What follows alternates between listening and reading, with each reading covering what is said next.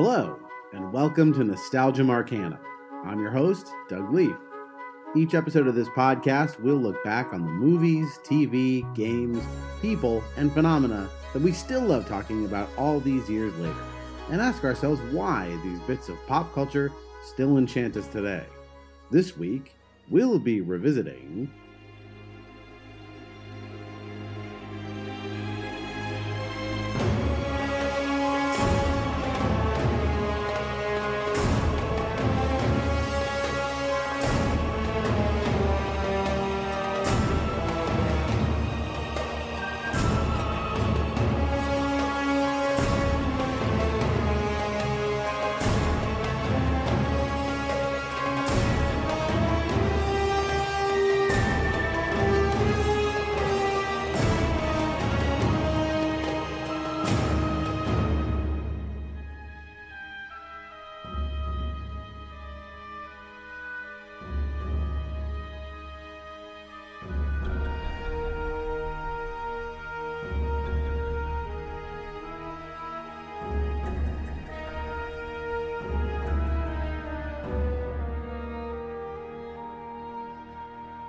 Today we're talking about The Mummy, a movie that is as unhinged as an ancient Egyptian jawbone. I'm very excited to be talking about this movie because I forgot how much fun this was. I haven't gone back to this in a while, and this movie is like, it's a little shaky in places. Like, it's not the most polished movie in the world, but it is nothing but like relentlessly fun popcorn chewing.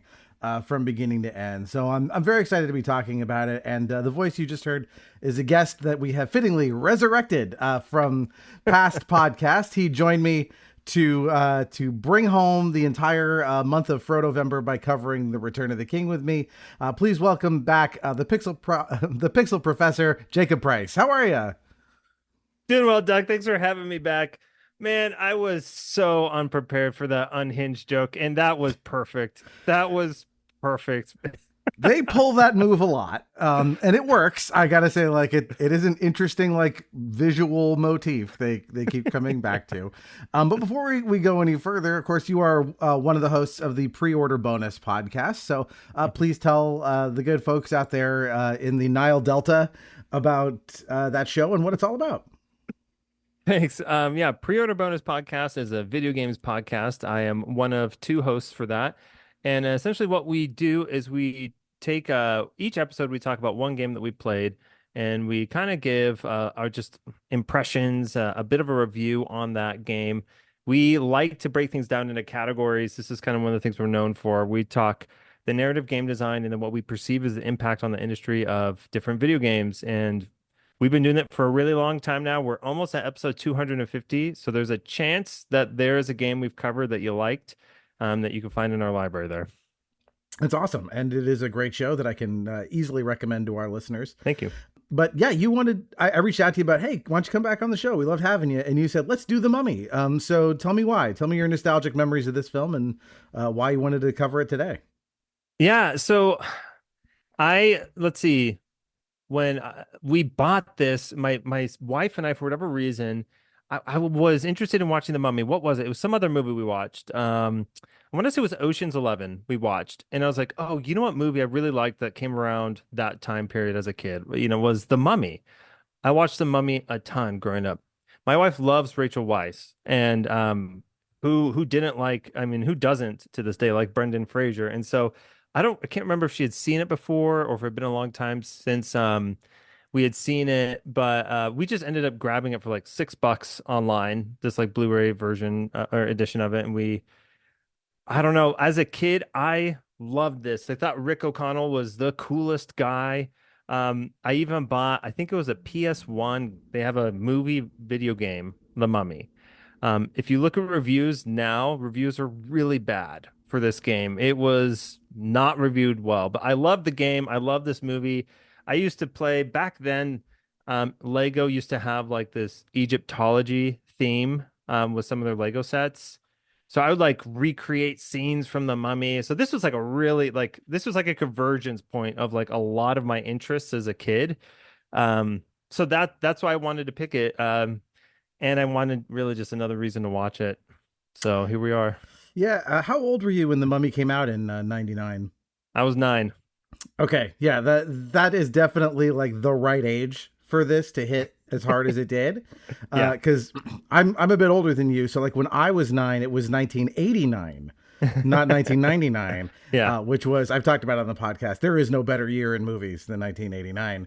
That's a good year. It Yeah. was a really good year, and we got like a lot of like properties that are similar to this in that like kids could watch them, but they had elements that were like maybe a little beyond kids. So I'm thinking of like Tim Burton's Batman or Indiana Yeah. Jones and the Last Crusade, right? It's like this is an adventure for kids, but also, there's some like body horror elements and stuff.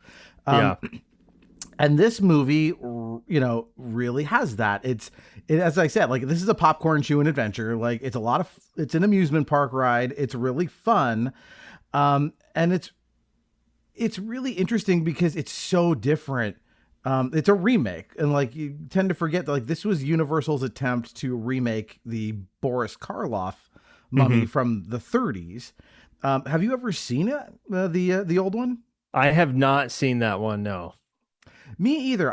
I watched a few clips of it here and there, and I know they borrow like a handful of like character names and like elements and stuff from it.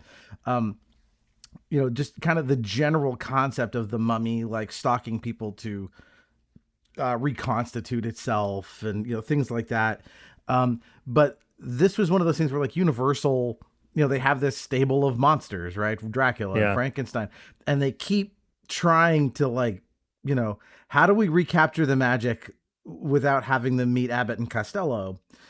Yeah. And this is one of the most successful efforts at that, largely I think because of the comedic elements of this, especially Brendan Fraser.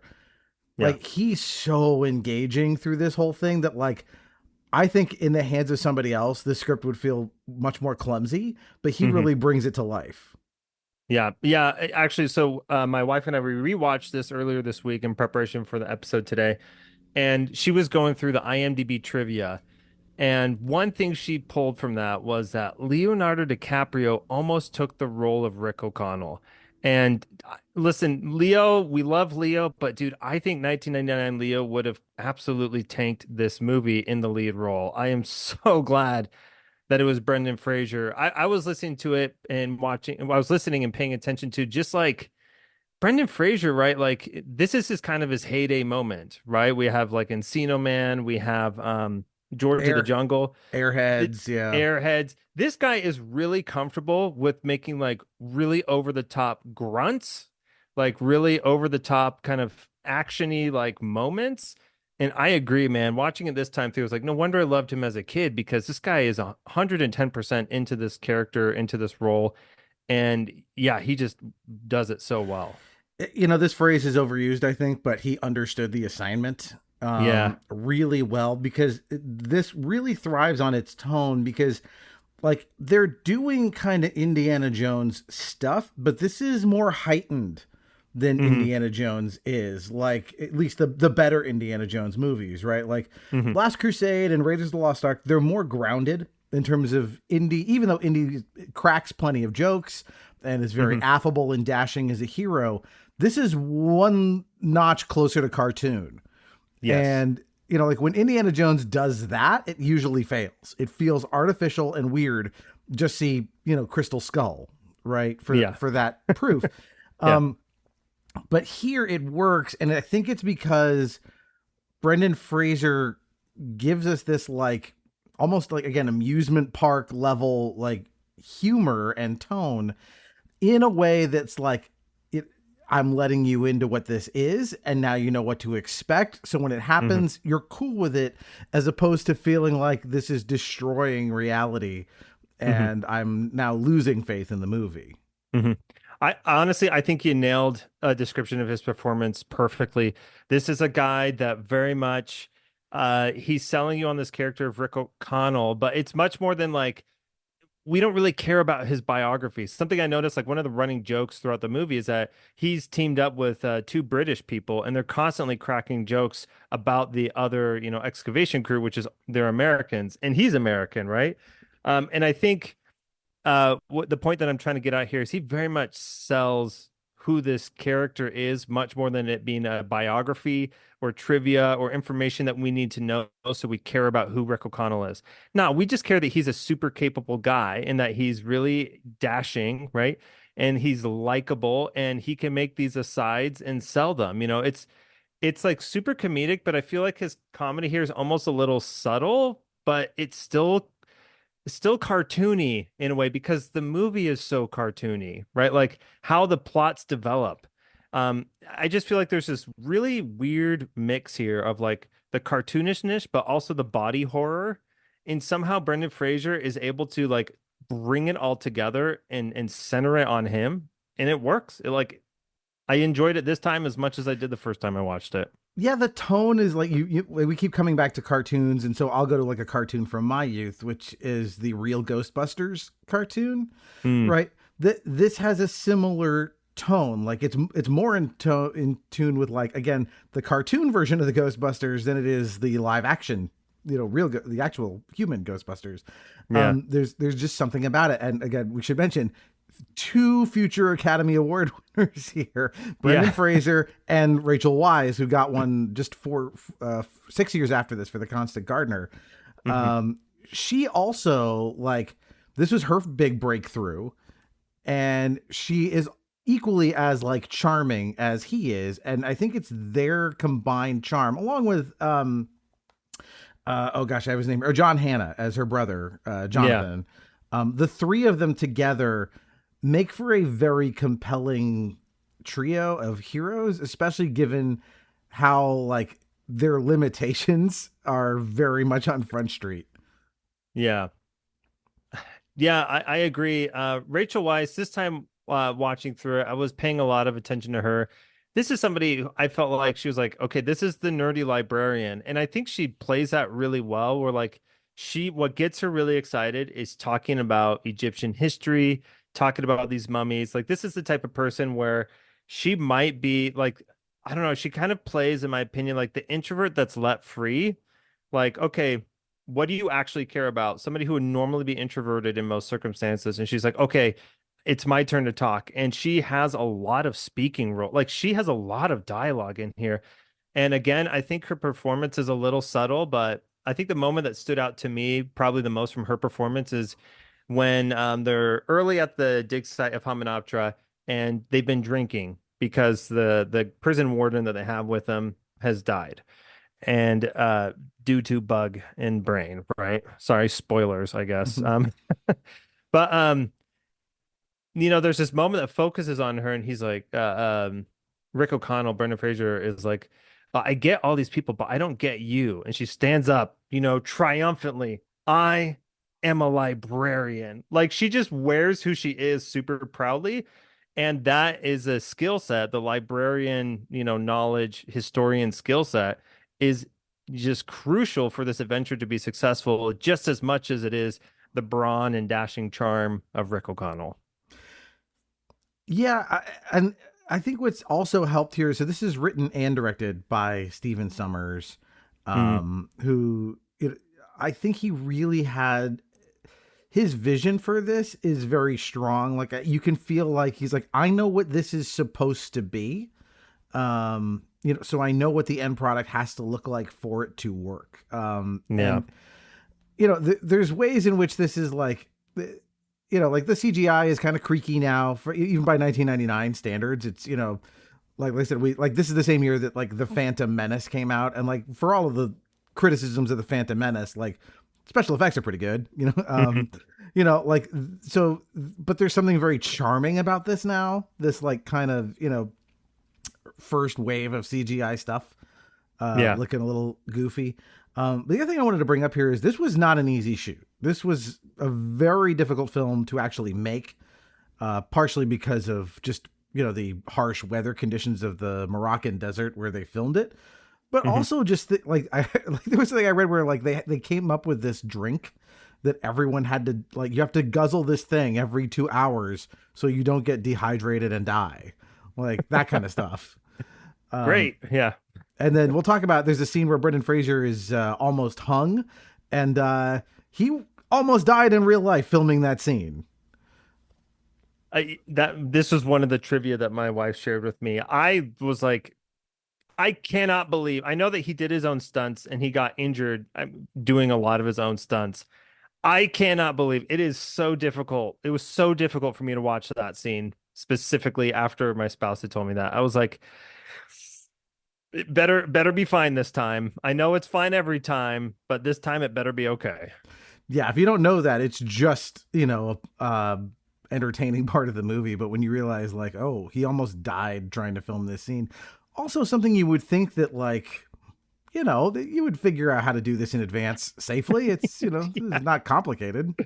So I don't know the full story of exactly how he got to this position where it was so unsafe, or what went wrong. But I think it might have been Rachel Weisz actually who like recognized, oh, he's really in trouble, and helped him. So I want to say it's Rachel Weisz. I don't know that for a fact. I could be corrected, but I thought that might be true. But yeah, Oh, typical, man. like, yeah, they could only shoot for a few hours a day, because of the conditions. Like, it took a long time to get this all together, especially for a project that, like, I don't know how much the studios believed in this. It ended up being a huge hit, but I don't know that anybody would have predicted that. Yeah, I don't know. I don't know either. Yep. And then we should talk about some of the other cast members we'll talk about as we go, but we got to give some love here to Arnold Vosloo, who plays the villain, Imhotep. Character actor, he did a bunch of stuff. He plays a lot of villains, although he took over the role of Dark Man in the sequels to that movie. He took over for Liam Neeson. So that's something. So he got to be here, even though a very, dark version of a hero for that. Yeah. All right. Any other things we want to hit on up top before we start the recap? I would say, I mean, it's like you said it, I'm going to repeat it. It's a popcorn film. There are definitely some moments, I think, watching now in 2025, that don't hold up, like in terms of just attitudes, I guess, towards people from Northern Africa. Some little dicey moments in there, some people being butts of jokes that not super tasteful. But I think, yeah, as far as like the action goes, like, this is a really, really fun watch. Indeed. All right, well, let's do this. We open on pyramids in ancient Egypt, and you see like the Sphinx under construction, and they this is Thebes, and it's under the rule of Seti the First. One of the more well-known pharaohs to modern audiences, I guess. That name comes up, and we are narrated into the dynamic, which is that Imhotep, Arnold Vosloo, is in love with the pharaoh's mistress, Anaxinamun, and no one is allowed to touch her ever. And so when he does touch her and accidentally smears some of her body makeup, the pharaoh notices. And this intro here, like, first of all, Anaxinamun, that is a character. It's slightly different name from the 1930s version. The pharaoh's name in the mummy is Imhotep in the original as well. That's his name. Very hard for me to take notes on Anaxinamun. I literally just like smashed my keyboard every time. Just to, so I have like ANXSMNMN or something. Just no, I'm not even going to try to keep up as this name kept coming up in my notes. Yeah. But I think this intro is really cool. Like, it's a really good way to bring us in, as a prologue here to the story. Yeah, I think it sets up a lot that we return to throughout the film. The body horror, the use of shadows to communicate violence, I think happens a lot throughout this movie. And it's visceral, right? Like in this beginning moment here, she stabs herself because she's like, okay, Imhotep will raise me from the dead, and then we can, live together in peace or whatever, and, have our relationship. And so it shows her shadow, at least the silhouette of her stabbing herself in the stomach. And it's like pretty, I don't know. I think it's well done for horror. Like you said, this is like a venture movie, pushing just beyond like what kids are probably comfortable with. Um, yeah, I thought this is a great intro scene. I think it sets up the main characters. It sets up the mummy's motivation really clearly. It sets up what his powers are and like what his position and authority means.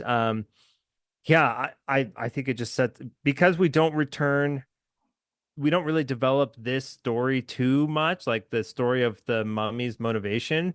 I think it is done really well here, though. We like get the drive of the villain right away. We like totally understand why he's a villain and what he's willing to do to accomplish his goal. Yeah, they will actually give us more backstory stuff in The Mummy Returns, as you would expect. But he, so what they end up doing is, because they get caught by SETI, they stab him to death. Yeah. So I did look up, by the way, how did SETI, the real SETI the First, die? Apparently, according, at least from his mummy, it does not appear he died violently, but he did die young, and they're not sure why. They think maybe a genetic condition or something. But anyway, just decided to go down that rabbit hole. But they're caught by the Magi, the guards, and again, Anaxinamun kills herself, but later on, he is able to procure her body and take it down to this ritual chamber where he's trying to revive her, but at the last second, the ceremony doesn't go through because he is caught himself by the Magi, and we find out later, mummified alive and subjected to this curse so evil that it has never even been done before. Anaxinamun's soul had come back from the dead. But Pharaoh's bodyguards had followed Imhotep and stopped him before the ritual could be completed.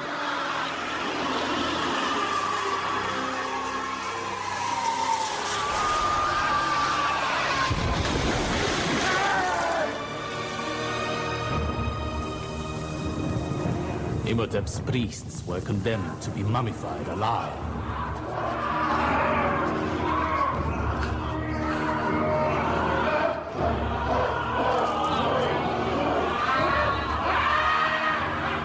As for Imhotep, he was condemned to endure the Homdai, the worst of all ancient curses, one so horrible it had never before been bestowed.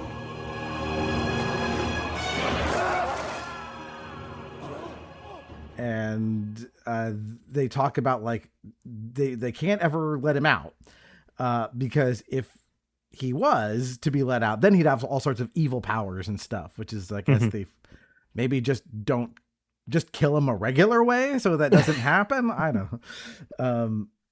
But I like how they do. So like Anaxinamun's like on this plinth or whatever, and then she's next to this oily black pool of stuff, and this like CGI kind of shroud, which sort of represents her soul, like superimposes itself on her almost. She's like just starting to breathe life again, and then back into the pool. Yeah, very cool moment. Like you said, there's something really endearing about the CGI from this time period. Stuff like that, I wasn't bothered at all watching it and like knowing it was pretty clearly CGI since we've come 25 years off of it. But yeah, again, I just really like this opening. Sets the stakes really clearly for what we're up against. Oh, other body horror thing. When he's put in the sarcophagus, he's not alone. They put in all the scarabs with him to eat him alive for eternity as he doesn't die. So that's pretty gruesome. And they lock him with this key. I call it in my notes the Hellraiser key. It's this like octagonal like box that like these triangles pop out of the top of it to make this kind of sun-shaped key that unlocks everything in ancient Egypt. This one key. Yeah. All right, so we fast forward, right? We show this Anubis statue made of gold, and we do this like cool thing where it's like scoured by sand in fast motion. And now it's, I think, 1923, and we were at the ruins of, as you said, Hamunaptra, this ancient city of the dead. And we watch this huge battle between the Magi, the descendants of the Magi, and this group of, I guess, dudes who are there for reasons that are not really important. But the group of dudes includes Rick, our hero, and his, I'll call him a sidekick for now, but he's going to be a minor antagonist, and that is Benny. Yeah, this scene, it's funny. I think they're part of like the Foreign Legion. Again, we don't really know why Rick O'Connell is part of this Foreign Legion, why this troop was stationed to help protect Hymenoptera, or even why people are attacking it, especially when it seems like, I mean, they didn't lose. The Foreign Legion doesn't lose to the attacking army, although it seems like just about everybody died in this battle except Rick. Um, I mean, again, I think this is a really great introduction to just like, okay, this is the type of capable, handsome hero that we're going to be working with, right? This guy has, I think I counted at least 6 firearms on him during this entire fight scene. He's got a bandolier. He's some sort of captain. He's got this nice brown jacket. He's shouting orders. So you get the sense that this is somebody who has been here for a while. And yeah, we just get this great introduction to Rick. And like you say, right now is the sidekick Benny, which upon this rewatch, I was actually really impressed with this performance. I think sniveling little worm bad guy / sidekick, like this is who's this? This is Kevin J. O'Connor, maybe, Right. the actor. I was like, dang, this is a really good performance here. I think they sell this character incredibly well. So yeah, we get the introduction to who Benny is and why they're a slime ball from the get-go. Yeah, he's a weasel, right? He always, whenever the going gets tough, he weasels out. He will, take the path of least resistance every time. He's Rizzo the Rat, but not nice, like he's very, Yeah. Maybe he's more Templeton the Rat from There you Charlotte's go. Web. And like Rick's always dual wielding, when he can, 2 pistols. Yeah. And it's a lot of like this joke from Star Wars, the original Star Wars, where like Han Solo goes chasing a stormtrooper and he's all like, yeah. And then he runs, he goes through the door and he sees there's like 40 stormtroopers standing there and he goes, ah! And he runs the other way. A lot of that joke, that's kind of who Rick is. It's like, I'm a badass, but also like, I'm not stupid. I'm not going to get myself killed, and so everybody kind of like leaves, right? The battle's over. The Medjai aren't going to step foot in Hymenoptera. We don't know why, but Rick is kind of standing there alone and he hears like weird whispers coming from this Anubis statue. And then he's attacked by like sand tendrils and he runs and we see this huge like face like appear in the sand itself. And that's it. Like he's gone. And he runs off into the desert and the Medjai are there. And like the lead Medjai, this guy named Ardith Bey, who that's the name of when Boris Karloff as the mummy goes around pretending to be human. That's the alias he uses, that name. Oh, interesting. So it's a callback to the original. Anyway, the guy's like, should we go kill that guy? He's like the last one alive. And he's like, nah, the desert will kill him. And we don't see what happens to Rick because we cut to 3 years later and we've got Evie, that's Rachel Weisz, in the library doing her best, but we can see she's a little bit clumsy because she sends a stack of books or an entire bookshelf falling into the next one, which creates a domino effect that wrecks the entire library. I love this scene and I hope it only took him one take because this is one of the things that I love about practical effects is watching scenes like this when she knocks over the bookshelf and then you get this nice slow pan around the room as each bookshelf knocks the next one over. I get such a sense of horror of like, she's cooked, like it's over for her. Like it doesn't matter how prestigious or whatever, she's fired. It's over. She's totally screwed. And then I think Rachel Weisz, this is where her acting really comes into the expression that she gives when she comes up like kind of from the rubble and is like, oh my gosh, and then the curator of the library of the museum rushes in and tells her off. Again, another fantastic introduction for a character. I love this one. And we do start with something pretty cartoony here. I did want to point this out. She's returning books to shelves in this library. And she is returning books to the S shelf, and then she has a book that starts with T. And so she tries to lean backwards while at the top of a ladder to put it in, and then she ends up balancing like vertically on the ladder. Yeah, like it was stilts. Stilt walking. Like stilts, yeah. again, this was like another moment where I was like, oh my gosh, this looks so cool because it's practical effects. But it's super cartoonish. Like this is exactly something that would come out of Looney Tunes. Trying to put books away, you get yourself into this really unusual, highly improbable physics scenario, and then you just unleash hell and destroy the library. A lot of fun to watch. Absolutely. And speaking of a lot of fun to watch, like her boss, this character actor who starts giving her, correctly a hard time over what she has just done. And, we, again, just like you said, like there's no prestigious place in the world you could do this. Like she's a bit of a Nepo baby. Like her parents are famous Egyptologists. They're rich. They donated a lot of money or something. That's why he puts up with her. What?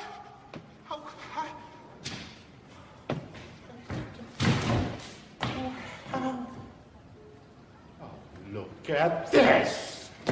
Sons of the Pharaoh! Give me frogs! Flies! Locusts! Anything but you!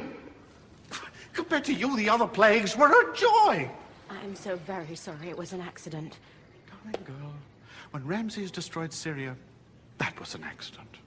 You are a catastrophe! Look at my library! Why do I put up with you?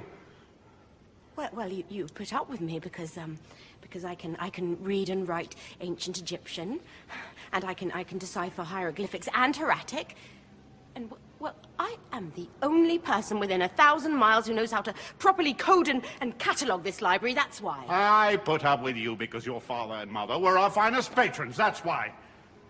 Allah rest their souls. I don't care how you do it. I don't care how long it takes. Straighten up this mishiva!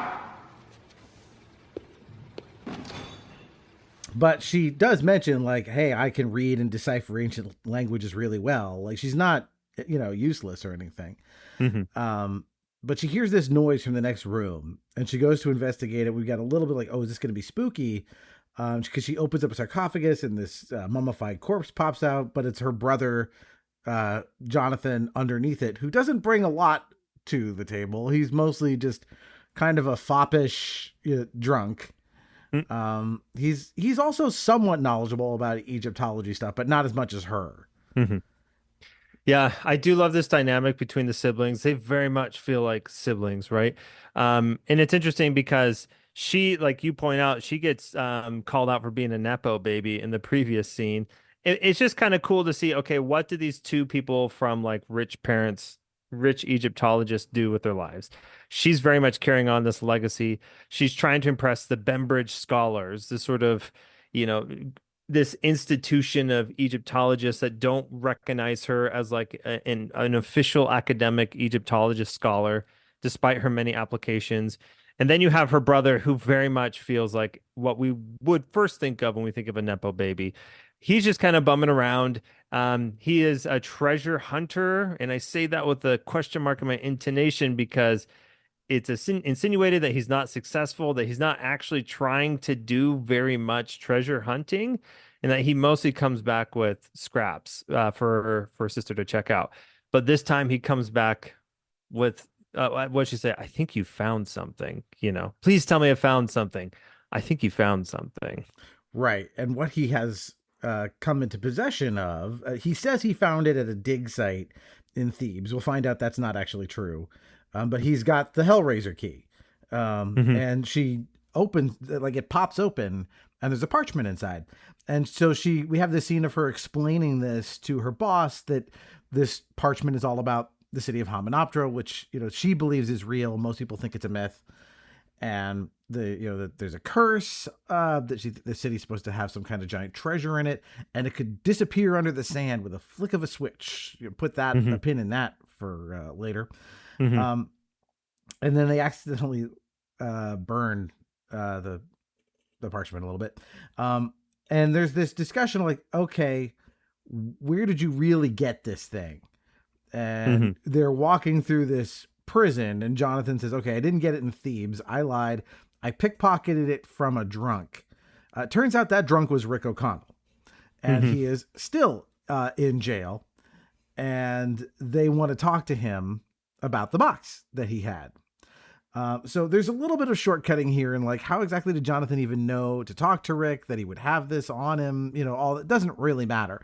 There's just an excuse to get to this really funny scene of a bedraggled Rick behind bars, talking to the Evie and Jonathan here. Now, what exactly is this man in prison for? Well, this I did not know. But when I heard you were coming, I asked him that myself. Yalla! And what did he say? He said he was just looking for a good time.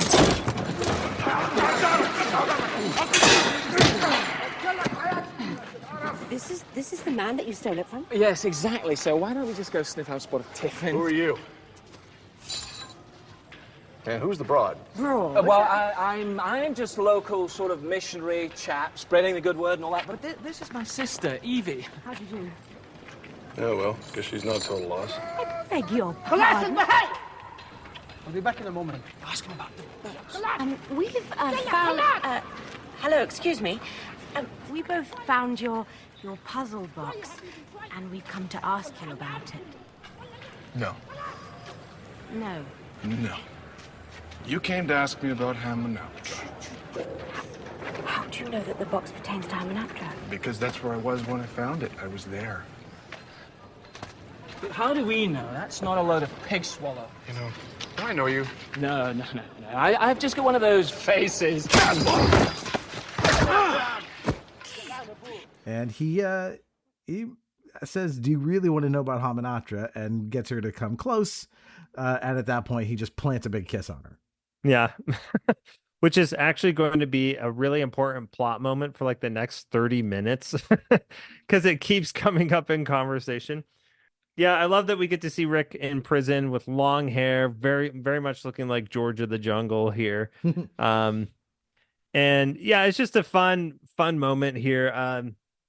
I love it because, like you said, we don't get this explanation at all as to, like, there's no real interrogation of how Jonathan really got a hold of this key. I think that kind of those unexplained details work really well here because we just get a sense. We know what we need to know about the characters. We know that Jonathan is, he's going to tell some white lies or maybe even bigger lies to kind of get through because he doesn't want to be really accountable for some of his own actions. And then we have Rick O'Connell, who is about to die and feeling a little desperate, and he just decides to shoot his shot right before he gets hanged. And then, we have who's pretty, the straight-laced librarian really taken aback by this gruff, roguish, but dashing and handsome man. Right. And he does reveal, she's like, how do you know it's from Hamanaptra? He says, that's where I found it. So yeah, he's been there. He knows. So they ask where he's going, and he's going to be hanged. There's a great line here. Says apparently he had a very good time. We don't know what it is that landed him in prison, but let alone with a death sentence. But she tries to buy his freedom as the noose is put around his neck. This is pretty funny. And they ask if there's any last request, and he says, yes, loosen the knot and let me go, which is pretty funny. But I like that they kind of have a 1-2 here where the hangman kind of looks up at the warden. This guy Hassan is this Egyptian John Lovitz, and are like, he's like, should I do that? And he's like, no. Yeah, it's very funny. But she then starts negotiating with Hassan about how much his cut of the treasure will be if he lets Rick go. And at one point he accidentally bids against himself to go from 30% down to 25. And then she goes, deal. Yeah. Which is a little bit of a duck season, rabbit season bit. Mm-hmm. Yeah. I like that a lot. Again, even though she might not be physically capable, she's still a really smart cookie. And she just outwits this guy to kind of get a better deal. Both, fictionally and literally saving Brendan Fraser from death. Yes. This is the scene. If we didn't say it, this is where he almost died for real. And we cut from here to the port of Giza, and they're wondering if Rick is going to show. And they're like, oh, he's filthy, he's rude, a complete scoundrel. And he pops in and goes, anyone I know? And he's now cleaned up real nice. Yeah. And she wants to confirm this is not, she calls it a flim flam, right? Are you scamming us? And he says, our whole battalion marched there and found sand and blood. So this is, as far as he's concerned, this is real, and they're off. And so now we get this section of the movie that is all on this boat cruise on the Nile. And we meet this competitor group of treasure hunters, which, as you said, is like all these kind of American, mostly Americans, cowboy types. Yeah. We've already talked briefly, made like a comparison to maybe Indiana Jones, right? I almost feel like, and this is the last few times I've rewatched this movie, I've thought about this. They are very cowboyish, right? They're hooting and hollering, and they got their 6 shooters out there, and they're shooting at things, right? But I almost feel like one of the characters in particular, I can't remember his name. I think I was going to go there. Yeah, Dr. Alan Chamberlain. Okay, is this a guy who looks like a knockoff Indiana Jones? This is the one who's the like professor type. He's the professor type. Who I'm thinking of. This guy is very much like Belloc from Raiders. Right? Yes.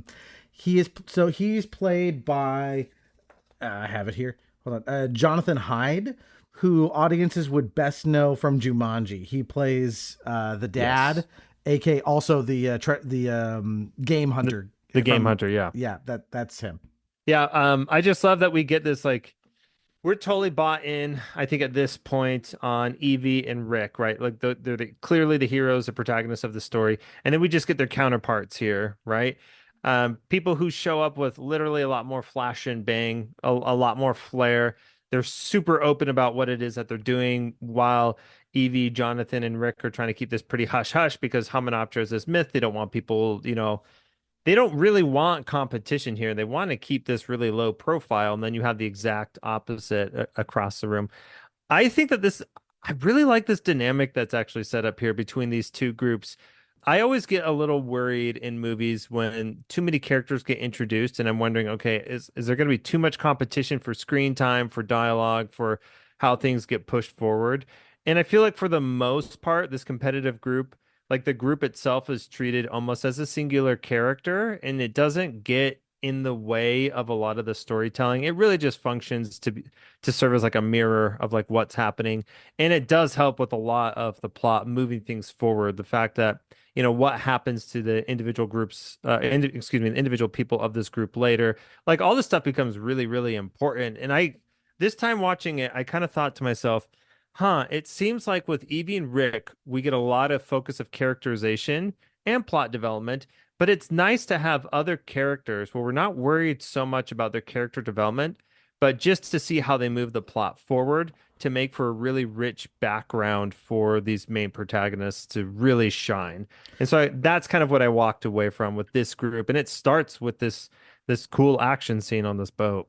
Yeah, and they're interesting in that, like, they are competitors for the treasure, but it's a relatively friendly competition, right? Like nobody's stabbing anybody in the back. I mean, they're trying to be a little sneaky about when we get to the city, like how they get the treasure, but no one's violent, right? No one's, and in fact, from a screenwriting perspective, what they're there to be is cannon fodder for Imhotep. Yeah. We need characters that can be expendable. But like when that starts to happen, like our group is like, works together with them. They're pretty sympathetic, to that. So like, it's an interesting dynamic that they're an obstacle, but they're not exactly antagonists, so after we have this initial meeting with them at their poker table, like Jonathan's gambling and drinking with them, we see this shot of the Medjai sneaking up to the boat, while Evie and Rick kind of have a more like their first real tete-a-tete after the prison. And she's talking about, well, we want to find this golden book, the Book of Amun-Ra. And he noticed, isn't it made of pure gold? And she's like, oh, your Egyptian history. He's like, I know my treasure. Yeah. Setting up their different worldviews. And she asked why he kissed her. And he says, well, I thought I was going to die. It seemed like a good idea at the time. And she's mad about that and stomps off. And I'm like, did you have to stomp off? I guess that makes a lot of sense to me. I love the delivery of that line. I don't know, I was about to be hanged. Seemed like a pretty good idea at the time, because he's sitting down at this table, right? He shows up with his, I don't know, it works like a bedroll, but it's just full of all of his ammunition, his guns. He's out there cleaning and making sure all the parts are working for the guns. He's assembling guns and everything, just like on the table in front of her. She even is like, are we going to war? she's making this joke, but I love that delivery of that line because I feel like for like men specifically, this is very much how men think sometimes. It's like the worst thing I was about to die. I was trying to get the last out of life that I possibly could before I was going to die. And this is like so offensive to her, right? Because she's like thinking about this kiss. It's clearly impacted her. And even after the scene, she's like, it wasn't even that good of a kiss anyway, But just like their attitudes towards it were so polar opposite. It makes for really good comedy, I think. Yeah, this owes a lot to comedies of the 30s, even more so than it does to a particular horror movie from the 30s. Because comedies from the 30s, like they get this tag of like screwball comedies, which rely a lot on like kind of heightened banter between male and female leads.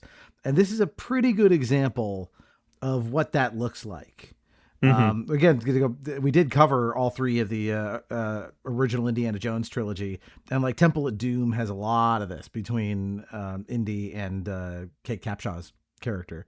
So it's just a real hallmark of this like genre. So after she storms off, Rick notices something behind a pile of other somethings, and it's Benny, who he pulls out.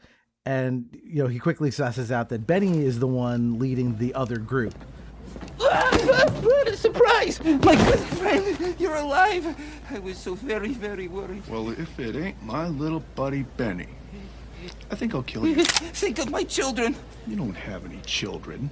Someday I might. Shut up.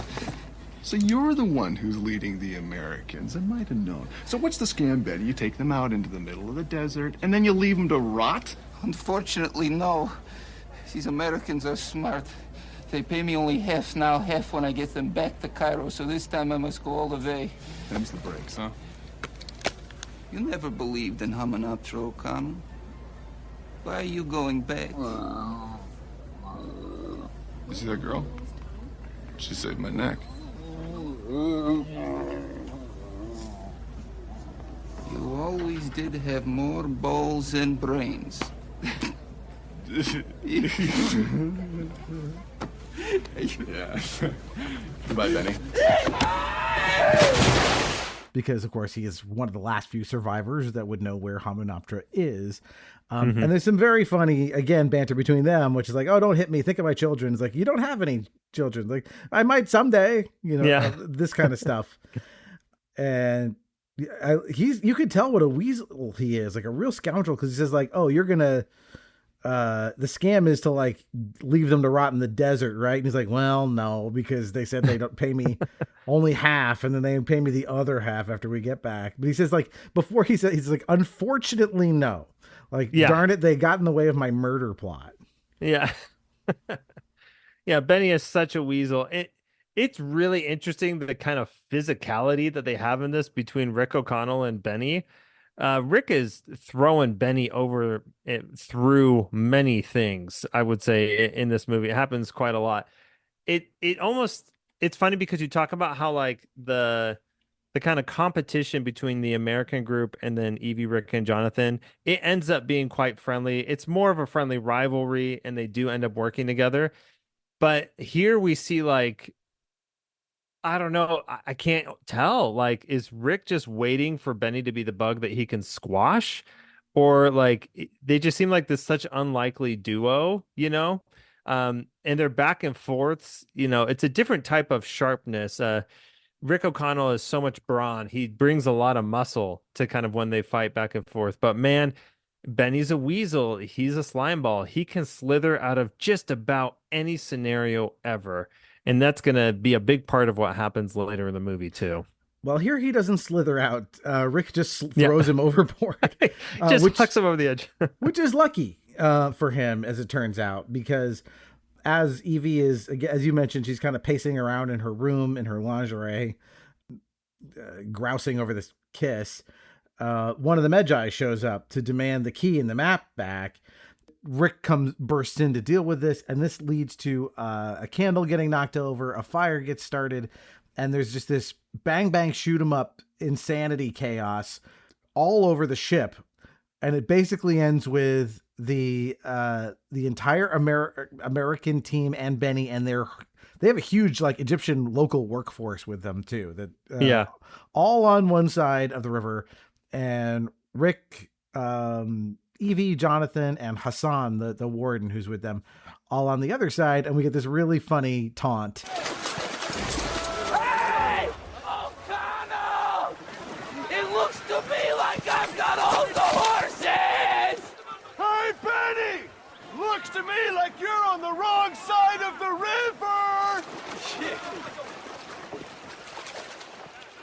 Again, I love the vocal delivery there. Benny's taunt. Hey, O'Connell, looks like I've got all the horses. And then, his reply, hey, Benny, look who's on the wrong side of the river. Like it is, I don't know. It's like another cartoon moment, but the characters, the actors, they sell it so well.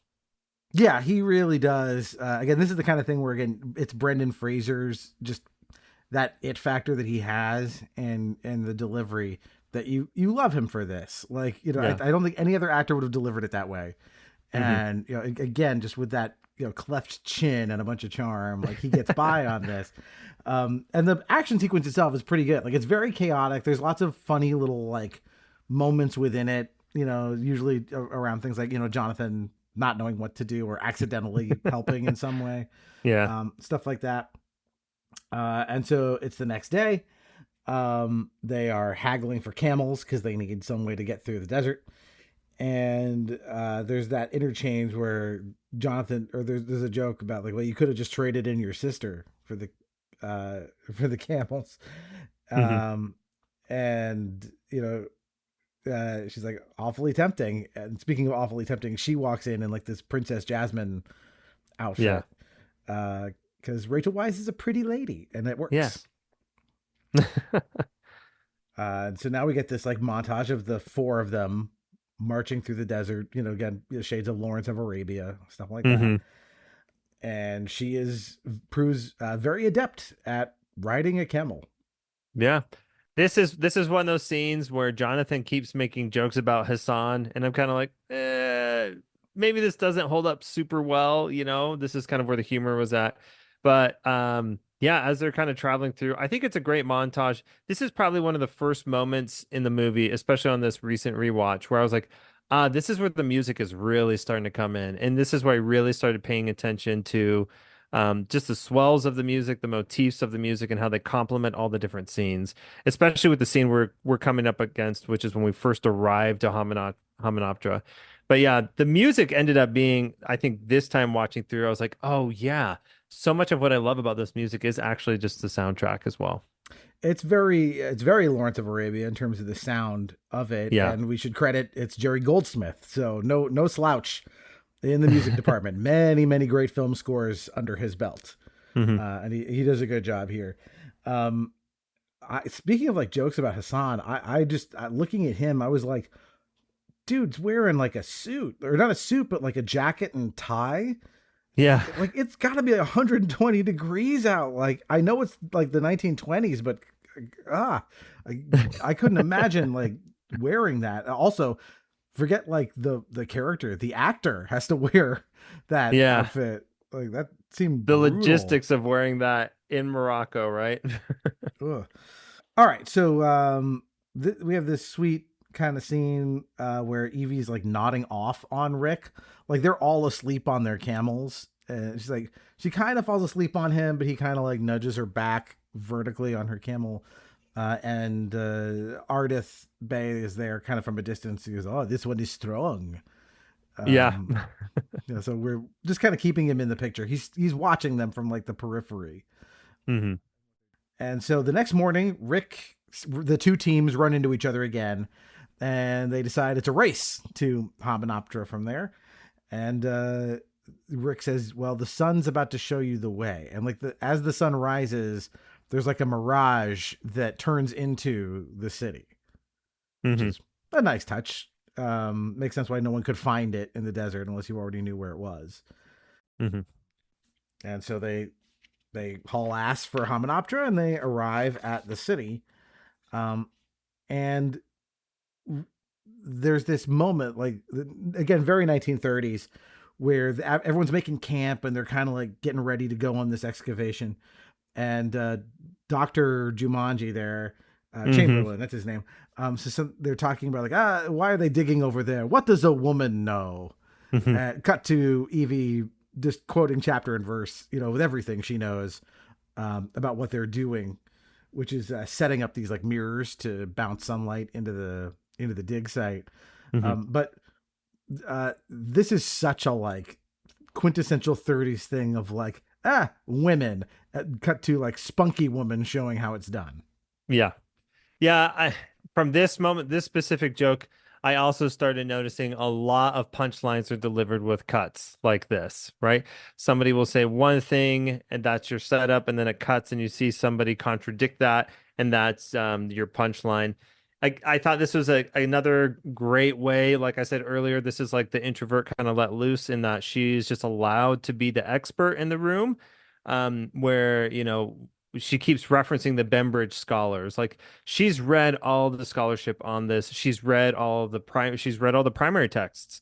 Like she's read stuff from history books, from historians, from scholars, but also from the people that she is studying, the ancient Egyptians themselves. And she gets a chance to really show it off. And what I think is really cool about these scenes here too is that they're paying attention to her.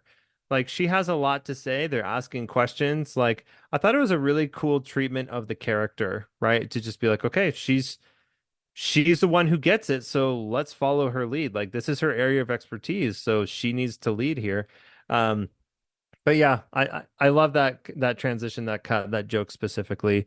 And I don't know what happens next, right? Yeah. I've told this story on the podcast before, so I'll keep this short. But I had an internship with what was basically the modern like shell company that used to be RKO Pictures. And part of that gig was like watching a lot of these old movies from the 30s, because talking about what was in them was part of what we were working on. So it meant I watched a lot of movies from this era. And like one of the main plots, like you'd call it like early stabs at feminism, was basically like a girl. That was the plot of the movie. So it was like a girl reporter, a girl, whatever. Like, and every time it was like, yes, a girl reporter. She's very good at what she does, despite having a vagina. She's very good at this, right? So like this is very in keeping with that like mode. And Rick gives her a gift here. He gives her, which is a set of tools, which he has stolen from the other team. Jonathan, you're meant to catch the sun with that. So what are these old mirrors for? Ancient mirrors. It's an ancient Egyptian trick, you'll see. Here, this is for you. Go ahead. It's some I borrowed off our American brethren. I thought you might like it. You might need it for when you're down. Yeah. What are you looking at?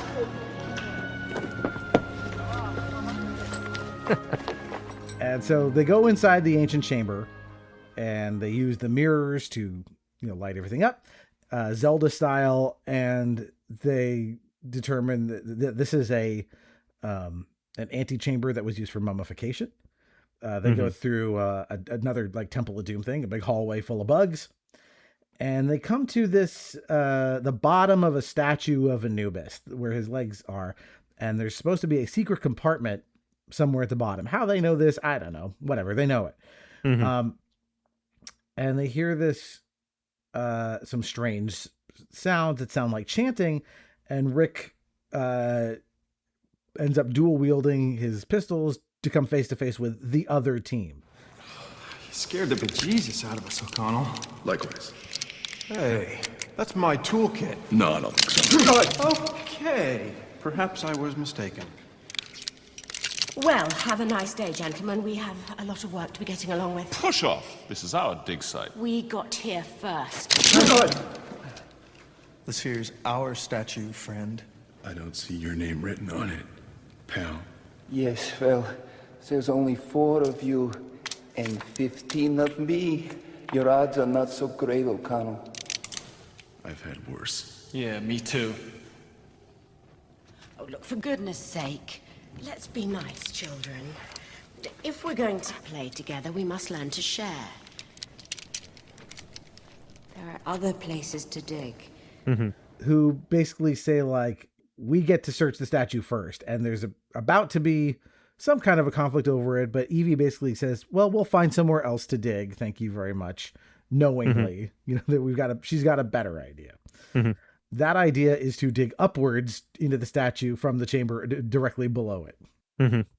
Yeah, I love this transition here. Again, we get to see her being really smart. She figures out, wait, there's something below. She like kicks a rock into a crack or something and is like, oh, wait a second. I think I know where we need to go, right? And so she's putting two and two together. She diffuses the situation. I think she says now, come now, let's play nice, children, because the boys, are pointing all their pistols at each other, whatever. Yeah, I love this part where we go under. We have Rick, who is the muscle of the group, just like hammering away, using a pickaxe, right? Digging directly above, trying to get something down. And then we eventually get the shot of Jonathan essentially practicing his golf swing. And we had this other, cartoon moment as he drops this massive sarcophagus onto the floor. Yeah, cool transition to lead into the introduction to the mummy. Absolutely, yeah.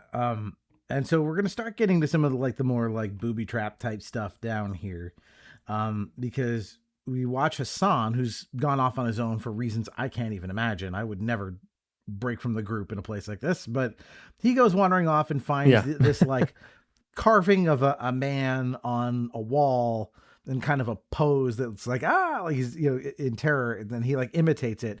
But there's all these what look like jeweled scarabs in little depressions around the statue, in and around it. So he starts popping them off. We'll cut back to him in a minute. But meanwhile, the American team is going to open the chamber, or the secret compartment at the bottom of the Anubis statue. But first, they get the bright idea to let the grunts do it, because there could be a booby trap. And boy, is there. They open this thing and are blasted and melted with what we're later told is some kind of an acid. Yeah, this is where I think the movie really starts showing a lot more of its horror, right? The makeup that they do on the workers that are getting melted, right? Later, Rick O'Connell says they were melted. Again, another great delivery there. But we see this, it just looks awful. Their faces and their arms are turning around screaming after they're getting blasted. And this is where things really start being, the movie is campy. Don't get me wrong. They even make this kind of meta narrative joke soon in the movie, with the wind whooshes. But yeah, this is where it's okay, it stops being a little less campy, and we're going to start seeing a lot of really gross things happen to people's bodies. Yeah. And Hassan is the first. Well, I'm sorry. The first are the workers who get blasted. But the next one is Hassan, who is going around picking up these scarabs. And we see one of them pops open the outer blue jeweled covering it's a real scarab beetle. And it burrows its way into Hassan's shoe. And then he's screaming a bit, and you can see it's actually moving around under his skin while he screams. We cut back to our team that are investigating the sarcophagus that fell from the ceiling, and they're sort of talking about it and it probably belonged to someone who was not very nice. And Hassan goes running down the hallway past them screaming, and at full speed hits his head into the wall and falls down. I don't know how the actor did that. I've done a fair bit of stage falls and things like that where you figure out ways to make that look good. I don't know if it's if it's a trick wall that's, rubbery, or he's got his hand just out of the frame of the camera where you can't see it, so it hits his hand and not his skull, but it looks great. Yeah, it looks really great. And great sound design as he just falls into the sand, Yep. So from here we cut to everybody at camp outside. We're taking a break. And they're wondering what killed Hassan. And they're talking about the diggers that got killed by pressurized salt acid, and he says well, maybe this place is cursed. And then that thing happens again where you're talking about every time someone says something bad, bad juju means the wind blows and the flames all kind of flicker. Yeah. Which they will call out later. And Evie, talks about how she has, she doesn't believe in that stuff. She believes in rational things. Rick just says, I believe in being prepared either way. And Jonathan finds a big bottle of Glenlivet in Hassan's bag. And when the horses scream, they leave to investigate. And it's the Medjai attacking again. Yeah, we get it. It's another really cool action scene here. We get to see Rick O'Connell be Rick O'Connell. I love how he just he believes that anybody is capable of arming a weapon. So he just gives Evie the shotgun. He's like, here, take this, And then he runs off and he starts dual wielding again and taking down Magi left and right. This is the second, right? Because of the opening scene with the Foreign Legion, there's a lot of horseback choreographed fighting kind of in the ruins of Hamunaptra. And this one's at night. I think this one looks super cool. We also get to see this is the Magi actually participating in this fight. And we see Ardith Bay shows up and there's this confrontation between both of them. And I think it's kind of like one of those moments I feel in action movies where tough, capable man meets another tough, capable man. And so they start having this mutual respect because they're tough, capable men kind of moment. Ardith Bay shows up and he's very cool in kind of what he does and how he, what's he do? I think he uses a sword and cuts or knocks the gun out of Rick's hand or something like that. It's a cool moment. There's some cool combat, kind of Rick has the leg up on him and then it's reversed. They're an even match. They kind of show. At one point, Rick basically just lights a stick of dynamite and is holding it, just I'll do it, and then the Medjai basically say, we'll give you 1 day to get the hell out of here, and then all bets are off. And the Americans are certain there's treasure down there, and that's why these guys are attacking. And Rick says, no, these people clearly don't care about treasure. They live in the desert. They value water, not gold. There's some other reason they're, so invested in this. So. We have this nice scene of Rick trying to teach Evie some fisticuffs, but she is clearly drunk. And this is where we get that moment where she says, I know who I am. I'm a librarian. Okay, tough stuff. Try a right hook. Ball up your fist and put it out like that. Now mean it. Hit it right here. I mean it. Okay. Okay, time for another drink. Unlike my brother, sir, I know when to say no. Uh-huh. And unlike your brother, miss, I just don't get. I know. You're wondering, what is a place like me doing in a girl like this? Yeah, something like that. Oh, Egypt is in my blood. You see, my father was a very, very famous explorer, and he loved Egypt so much, he married my mother, who was an Egyptian and quite an adventurer herself. I get your father and I get your mother, and I get him, but what are you doing here? Oh, look, I may not be an explorer, or an adventurer, or a treasure seeker, or a gunfighter, Mr. O'Connell, but I am proud of what I am. And what is that? I am a librarian. And they're about to kiss, and she just literally passes out at that moment. Yeah. There's a great funny moment there. As soon as she passes out hard. She basically just headbutts him in the chest, right? And then it cuts to Rick's face, and then he just kisses the air in defeat. He's just dang it, almost had it. Didn't work out this time. Yep. Oh well. So it's the next day, and the team number 2 has finally retrieved a chest from inside the Anubis statue, and Dr. Chamberlain says it's cursed, and he reads the inscription that's, death will come on swift wings, etc., etc. And again, wind blowing, fire, flames flickering. And the workers at this point, they're done. They run away.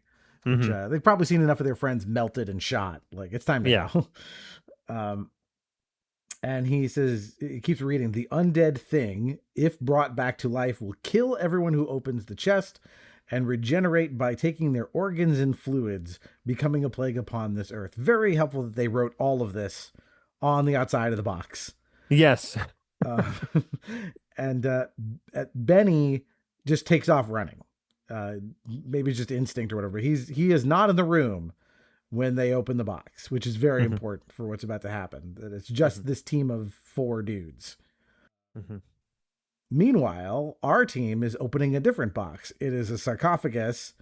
They're using the key, the Hellraiser key, to open this box of someone who was damned in this life and the next.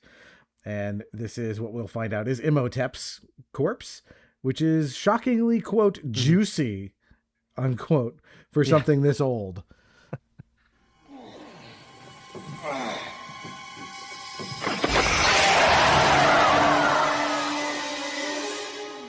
God, I hate it when these things do that. Is he supposed to look like that? No, I've never seen a mummy look like this before. He's still... Juicy. Yes. He must be more than 3,000 years old, and well, it looks as if he's still decomposing. Yeah, look at that. What do you make of this? Oh my God, these marks were made with fingernails. This man was buried alive. And he left a message. Death is only the beginning. Gross. Yeah, it's again the horror really picks up, right? Like this is a gross looking corpse. I love that they describe it as juicy. There's still fluid, moisture in this body, despite, and then they like pull out all these scarabs. The scarabs, I what do they call them? The skeletons, maybe, of the scarabs. I can't remember what they call them. They use the exactly. word skeleton. Yeah. I think they say skeleton, yeah. That were buried with them. Like, these bugs are long dead, but this corpse is not completely decomposed, right? I just love it at this point. Like you mentioned, like with the warnings on the box, damned in this life and the life to come. Like, you got to hand it to the ancient Egyptians. They gave plenty of warnings about what was in these boxes, but it's like the curiosity of these people just got the better of them, despite all of these warnings to not tamper with any of this crap. Yeah, that like the claw marks on the inside of the sarcophagus, right, showing he, was buried alive. And Evie even says, like, oh, this guy was subjected to the Hamdai. That's the, like, once in a lifetime curse here that is so evil no one would ever do it. And she says if a victim of it arose, he would bring the 10 plagues of Egypt, this is a strange thing of like, what do I know about Egypt? Well, there's these 10 plagues, which like, okay, weirdly Jewish thing to inject into the movie. Because these were a righteous punishment from God for slavery. It's not a thing that it's not an Egyptian weapon, but I mean, I think it's something that he just knows, like the audience might recognize this from reading a piece of the Bible here and there. Yeah, this is a really weird crossover. There's this moment too, how Benny sort of weasels his way out. Another scenario kind of makes reference to the Jewish history in Egypt, the biblical Jewish history in Egypt. I agree. It's weird. A part of me was like, is this so they could do as much special effects things as they do later? Because like almost all these plagues are going to be CGI, right? It's a really odd thing. I don't know if they help necessarily with the movie's pacing to try to keep action going. I'm it feels like to me that this was definitely put in there, one, for what you said. This is something that we recognizable to like most Western audiences and what people know, what their pre-knowledge of Egypt is. But I'm just also wondering from like a screenwriting or like production like standpoint, like, does it help with the pacing here? And maybe I am directly asking you this question for input because it seems like a really odd thing to shoehorn in here. Yeah, I think definitely the fact that this would be generally recognizable to a Western audience is a big part of it. I do think that part of it is to maybe put some kind of a countdown on the movie, right? Oh, there's 10 of these things. And like, what if we get all the way to the last one, which is murder of the firstborn, which we never get to. And also they all cast a pall over Egypt. So in terms of like set pieces and tone, they add something. I mean, you could have still done this without making them the like marquee 10 plagues, but you know, it's fine. I actually do think we'll talk about it in a minute. That little like nod to Judaism is actually pretty clever. I thought that was cool. Okay. But we'll get to it. So we have the scene. So Dr. Chamberlain is asleep. He's got one of these canopic jars that'll be important that contained Imhotep's organs. And the Book of the Dead, the black book. We should mention it's important. There's a black book and a gold book in play, but he has the black one. And she kind of gingerly takes it from his arm as he's sleeping. And Rick asks, like, this isn't the gold book. She says, no, this is the black book. It's the Book of the Dead. And she uses the key to open it. The wind blows again. And finally Rick goes like, that happens a lot around here, which is, that's good. Like, I'm glad they called it out, that it was funny. And she starts reading it out loud. And the first of two direct Evil Dead references, like, don't read the fucking book out loud. Why? But anyway, she reads the book out loud and the doctor yells, no. And like instantly there's the sound of skittering and it's a plague of locusts, you know, descending on them, or bugs of some kind. It's locusts. Yeah. Is it locusts? It's definitely, okay. Biblical plague. I don't think the plagues necessarily come in order. I don't remember what order they're actually in the Bible, but I'm pretty sure it's not this order. Nevertheless, plague of locusts, and they all flee into the tomb to get away from the bugs. And there's a, what have we done moment, which is like, as you said, lots of red flags not to do this. But we got to set the plot in motion. There'd be no movie otherwise. And one of the American dudes has glasses, which he drops, and then Benny accidentally steps on them. And this poor guy with the glasses is left kind of wandering alone by himself in the tomb. And he sees a humanoid, blurry figure off in the distance. And he turns around to see something, and he screams. Meanwhile, our team is like dodging, scarabs erupting out of the ground. And Jonathan and Rick jump a gap to like a pillar, and Evie leans against this back wall and is separated when it Secret Passage turns around behind her, and dumps her into a different room. That for me. It's like, that's a very clever way to get her where she needs to be for the next scene. Right. I felt like it was very much engineered that way, but the horrors have been unleashed. We're going to see a lot more bugs, right? I do love that scene when the locusts are coming out, and then they do film the doctor holding the black book covered in locusts, right? And it is very much, he literally is sitting there, says, what have we done? It's just I like how it's really framed, just with all the bugs sitting on him as things are unraveling.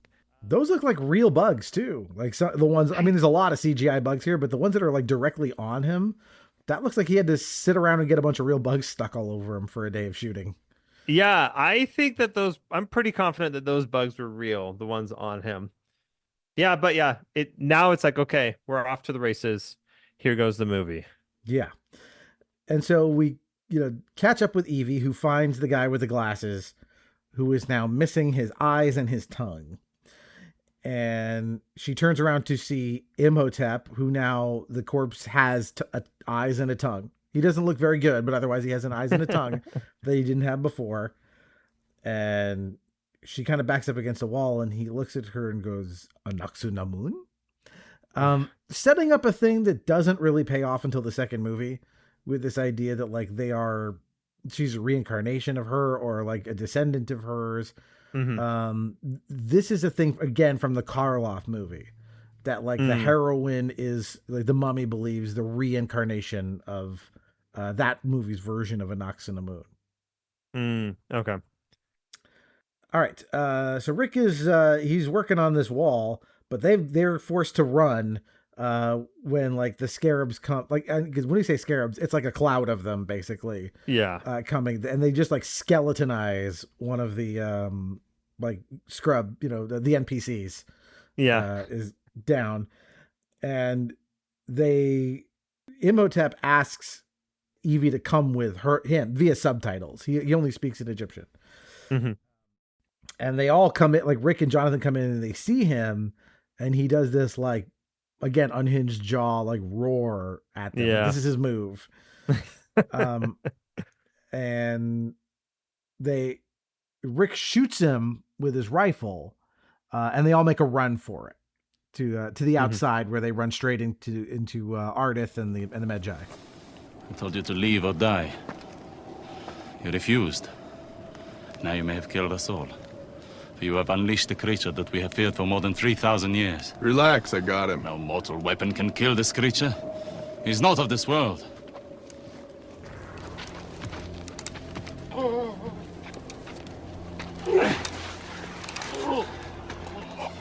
You bastard. What did you do to him? We saved him. Saved him before the creature could finish his work. I'll leave all of you quickly before he finishes you all. Ella, Emshi. We must now go on the hunt and try and find a way to kill him. I already told you, I got him. Know this. This creature is the bringer of death. He will never eat. He will never sleep. He will never stop. Yeah, I love this moment because Rick is going to come back to this. He lands a nice shot on the mummy. The mummy flies back and falls to the ground. And so he thinks it's done, right? He's like, what's one other thing to kill? I've probably killed 1,000 guys in my life. Yeah, there are a few things from these scenes that I really like. I remember as a kid watching this with my parents. And I think it was my dad when the scarabs, because it's like this giant river of scarabs coming down the ramp or the stairs, and they eat that one NPC, that worker immediately, and then they scuttle off. They CGI, they add in steam coming off the body. And I remember my dad pointing this out, just thinking that it was a nice, funny little touch. Like this subtle humor of like, the scarabs ate this guy so fast. Like it produced heat and like the steam, there's like evaporation coming off this corpse. Like that's how quickly it was done. But yeah, this initial interaction between Imhotep and Evie, again, it sets up, I think, it's kind of like classic.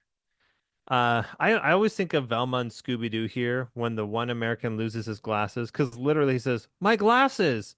And then he's, like on all fours, frantically looking for his glasses. And then somebody, I'm pretty sure it's Benny. It's Benny. Steps on him and breaks them. And then he's like, oh, shoot, But yeah, just sort of like these comedic moments blended in with this horror because he's being stalked by the mummy. And this is one moment in the movie where I started also paying attention to the screams. He gives this awesome scream, man, when the mummy attacks him. People in here, I would love to have been a fly on the wall or like go back and see how they directed and how they got these actors to scream the way that they did, because it is 100% horror movie screams in these moments. That's a great comment, like, because I was noticing that as well. Like, man, these like screams are real good, like solid, like horror movie, shrieks and stuff. They're right on point.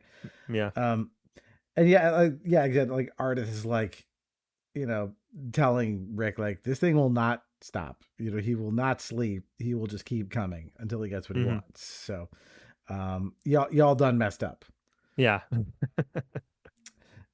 So we get Benny. He's wandering the tomb by himself, and he runs into Imhotep. And you get this funny moment of like he tries like a cross, holding that up to see if that stops him. No. And he reaches into his like shirt, and he's just got, for any occasion, he's got like, here's like a Hindu symbol. Here's an Islamic symbol he holds up and tries to. And Imhotep just kind of keeps like looking at him. I mean, it's a CGI Imhotep, but he's still got a pretty, like, you can see he's like, what is this? And remember, Benny doesn't have the curse on him because he was not in the room when the box was open. So Imhotep does not need to he could if he wanted to, but he doesn't have to kill him. For per curse magic rules. But then Benny pulls out a Star of David and starts pulling some Hebrew, and Imhotep goes, the language of the slaves. Which I was like, that is actually a pretty clever idea, because you want Imhotep to be able to communicate with Benny as a subordinate. Yeah. But Imhotep would not be familiar with most modern languages. So this is actually a cool little way around that problem. Yeah, this scene accomplishes quite a lot, right? It's a really funny scene. Like you point out, the first thing he does is he pulls out the cross, And then the fact that he digs into his shirt and pulls out, it's got to be 7 or 8 different necklaces with religious symbols. And he starts rattling off these prayers, right? Like, one, I think it just very much adds to like, this is Benny the character. Like, this is what Benny does. Benny is, if he's backed into a corner, he's got 7 or 8 plans to get out, and he's all about protecting himself. He's always looking out for number one. But yeah, I love the explanation that you give right here. He pulls out the Star of David. He starts speaking in Hebrew. And this is what makes sense, like across time, right? Across all these different hundreds of years between these two different people. I recognize this. And then it also immediately positions what Benny is going to be. He's going to be subservient to the mummy because it keeps him alive. And the mummy's going to take it because for him, culturally, he's like, wait a second, you are a slave. Like, it's like this immediate mentality of like, great, I can use you as a servant. And so like they have this like transaction that takes place that makes a whole lot of sense for both the characters and the movie. I'm with you. I think you said earlier, like it's a really cleverly constructed scene. Yeah. He's going to be Renfield, right? Every monster needs a Renfield or something like it. And this is him. And so he needs to go find these other sacred jars so he can reconstitute himself and ultimately resurrect to Nox and Amun. That's his plan. Mm-hmm. So we cut to Cairo. Like there's storm clouds everywhere. Like the weather is cursed.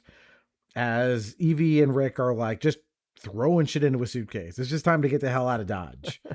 I thought you said you didn't believe in that fairy tales and hokum stuff. Chew. Having an encounter with a 3,000-year-old walking, talking corpse does tend to convert one. Forget it. We're out the door, we're down the hall, and we're gone. Oh, no, we are not. Oh, yes, we are. Oh, no, we are not. We woke him up and we are going to stop him. We? What we?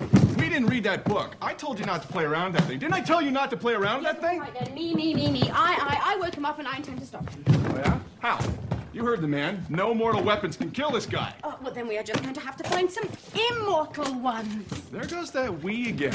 Look, listen to me. We have to do something. Once this creature has been reborn, his curse is going to spread until the whole of the earth is destroyed. Yeah? And is that my problem? Well, it is everybody's problem. Evelyn, I appreciate you saving my life and all, but when I signed on, I agreed to take you out there and to bring you back. And I have done that. End of job, end of story, contract terminated. That's all I am to you, a contract. Look, you can either tag along with me or you can stay here and try and save the world.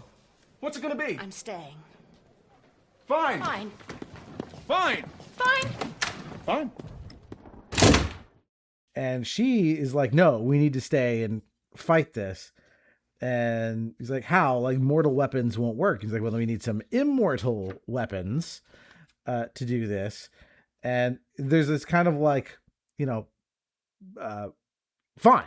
Well, I'll do it. Fine. And like, he just kind of agrees ultimately, like, okay, fine. You're hot. I'll do whatever you say, Rachel Weisz. I guess I'll help, he doesn't fight too hard to like not be part of the world saving mission. Yeah. Cut to this new character we're introduced to, Winston, who is this RAF captain who is drunk as a skunk wandering through this hotel. And he's talking about like he's never had a really good challenge since World War I ended. And he wants to get back to the airfield and have fame and glory. And so this all feels like this character should have been introduced in the first 30 minutes of the movie, but somehow we just didn't have time for it. Yeah. This scene, it cracks me up now. I think the scene is just funny to watch because one, I like how Winston, he's like being led around this hotel bar and he is constantly walking through this very obviously, like it's a water feature in the middle of the room. It's this fountain. No one's walking through it, but he is so drunk that he just keeps walking through it. But this is the scene where the plague, where the water turns to blood happens. And ever since I first saw it, I can't unsee it. The water is very obviously, it's just dyed water. It doesn't look anything like blood, which honestly, do we really care given like what's going on? No, we don't really care, but it's just one of those details that I noticed now. But yeah, I don't know. Like Winston is, let's see, he's a flash in the pan, right? He comes and goes pretty quickly. This scene here, I don't know. I feel like this was maybe the opportunity to give us some background biography on who Rick O'Connell is. Like, is Rick O'Connell some holdover from World War I who just stayed in Egypt and fighting the Foreign Legion since then? But we don't really get that. We just get the sense of like, hey, here's this character. He's drunk and he's really sad that he didn't go down in glory and flames with the rest of his buddies back in World War I. And that's kind of it. Yeah. And now we get this is a cool scene. So like we've got Benny introducing the glasses guy who's still alive, even though he doesn't have eyes or a tongue. And he's introducing him to a person who is shrouded in mask. It's Imhotep. I love this look for Imhotep. It's like, this is like one of the creepiest he looks in the movie. It's a shame they don't do this for longer. It's pretty upsetting looking, but it doesn't matter to this guy who's blind. Mm-hmm. And Benny basically says like, oh, he thanks you for your hospitality, but more is needed. And so Imhotep finishes the job with this guy by sucking him dry of all his life force. Mm-hmm.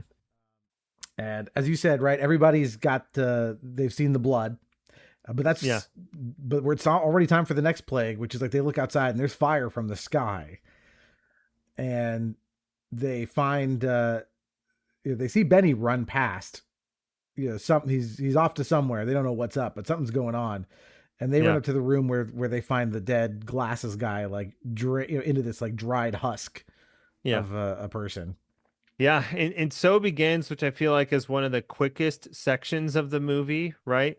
The plagues just come. It feels like every 3 minutes it's like a new plague hits because the mummy is, just so powerful. And so I think it works in that sense, like to instill a lot more fear in our cast, in the remaining cast of like, oh, wait a second, like we're dealing with something that we really don't know how to handle here. Like things are progressing at a pretty alarming pace here. Yeah, we're going to see a lot more husks of people and a lot more dead bodies and a lot more creepy CGI faces. I agree with you. That scene, though, where he's sitting down, it's Prince Imhotep is sitting down with, well, they call him Prince Imhotep in the scene, right? But Imhotep, the mummy, is sitting across from the glasses guy.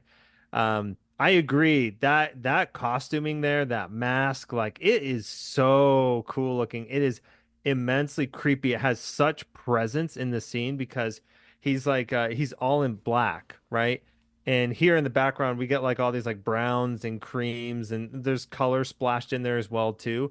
And you could just feel like there's a specific weight to that character of like, nah, this thing is like pure evil. This thing is going to destroy everything in its path.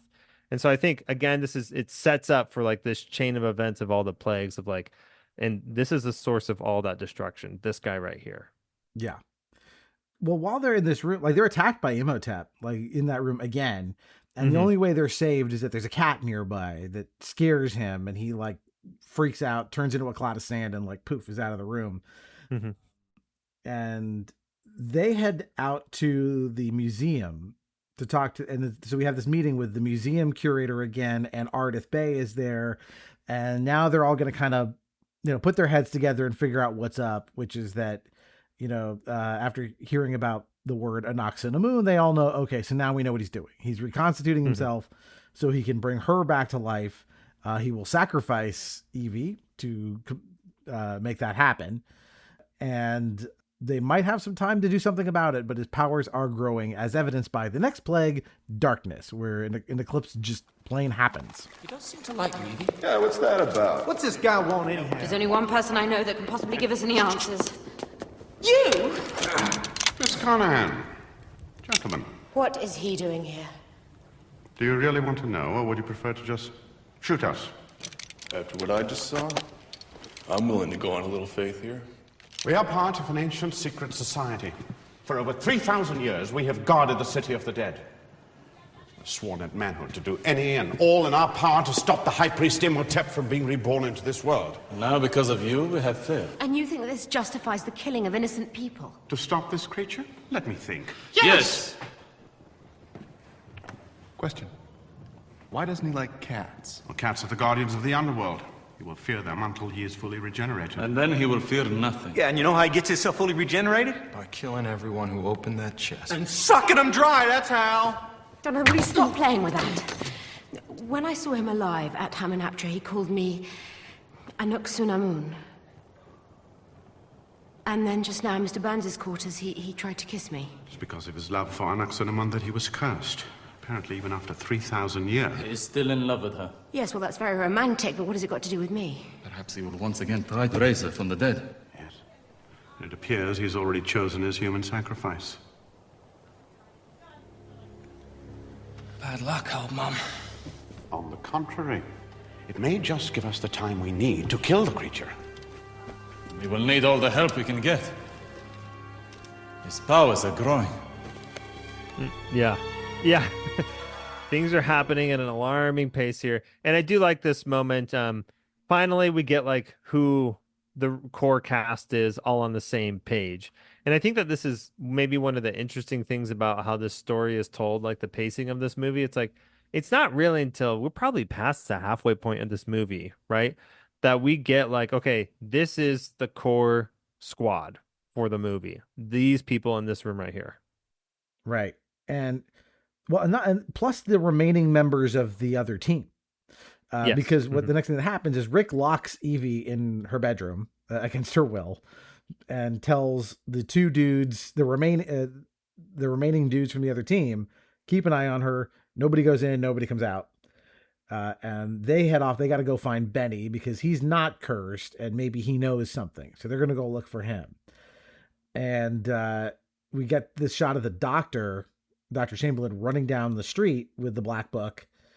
And we see like Imhotep approaching him, but we're not quite, we'll cut back to this.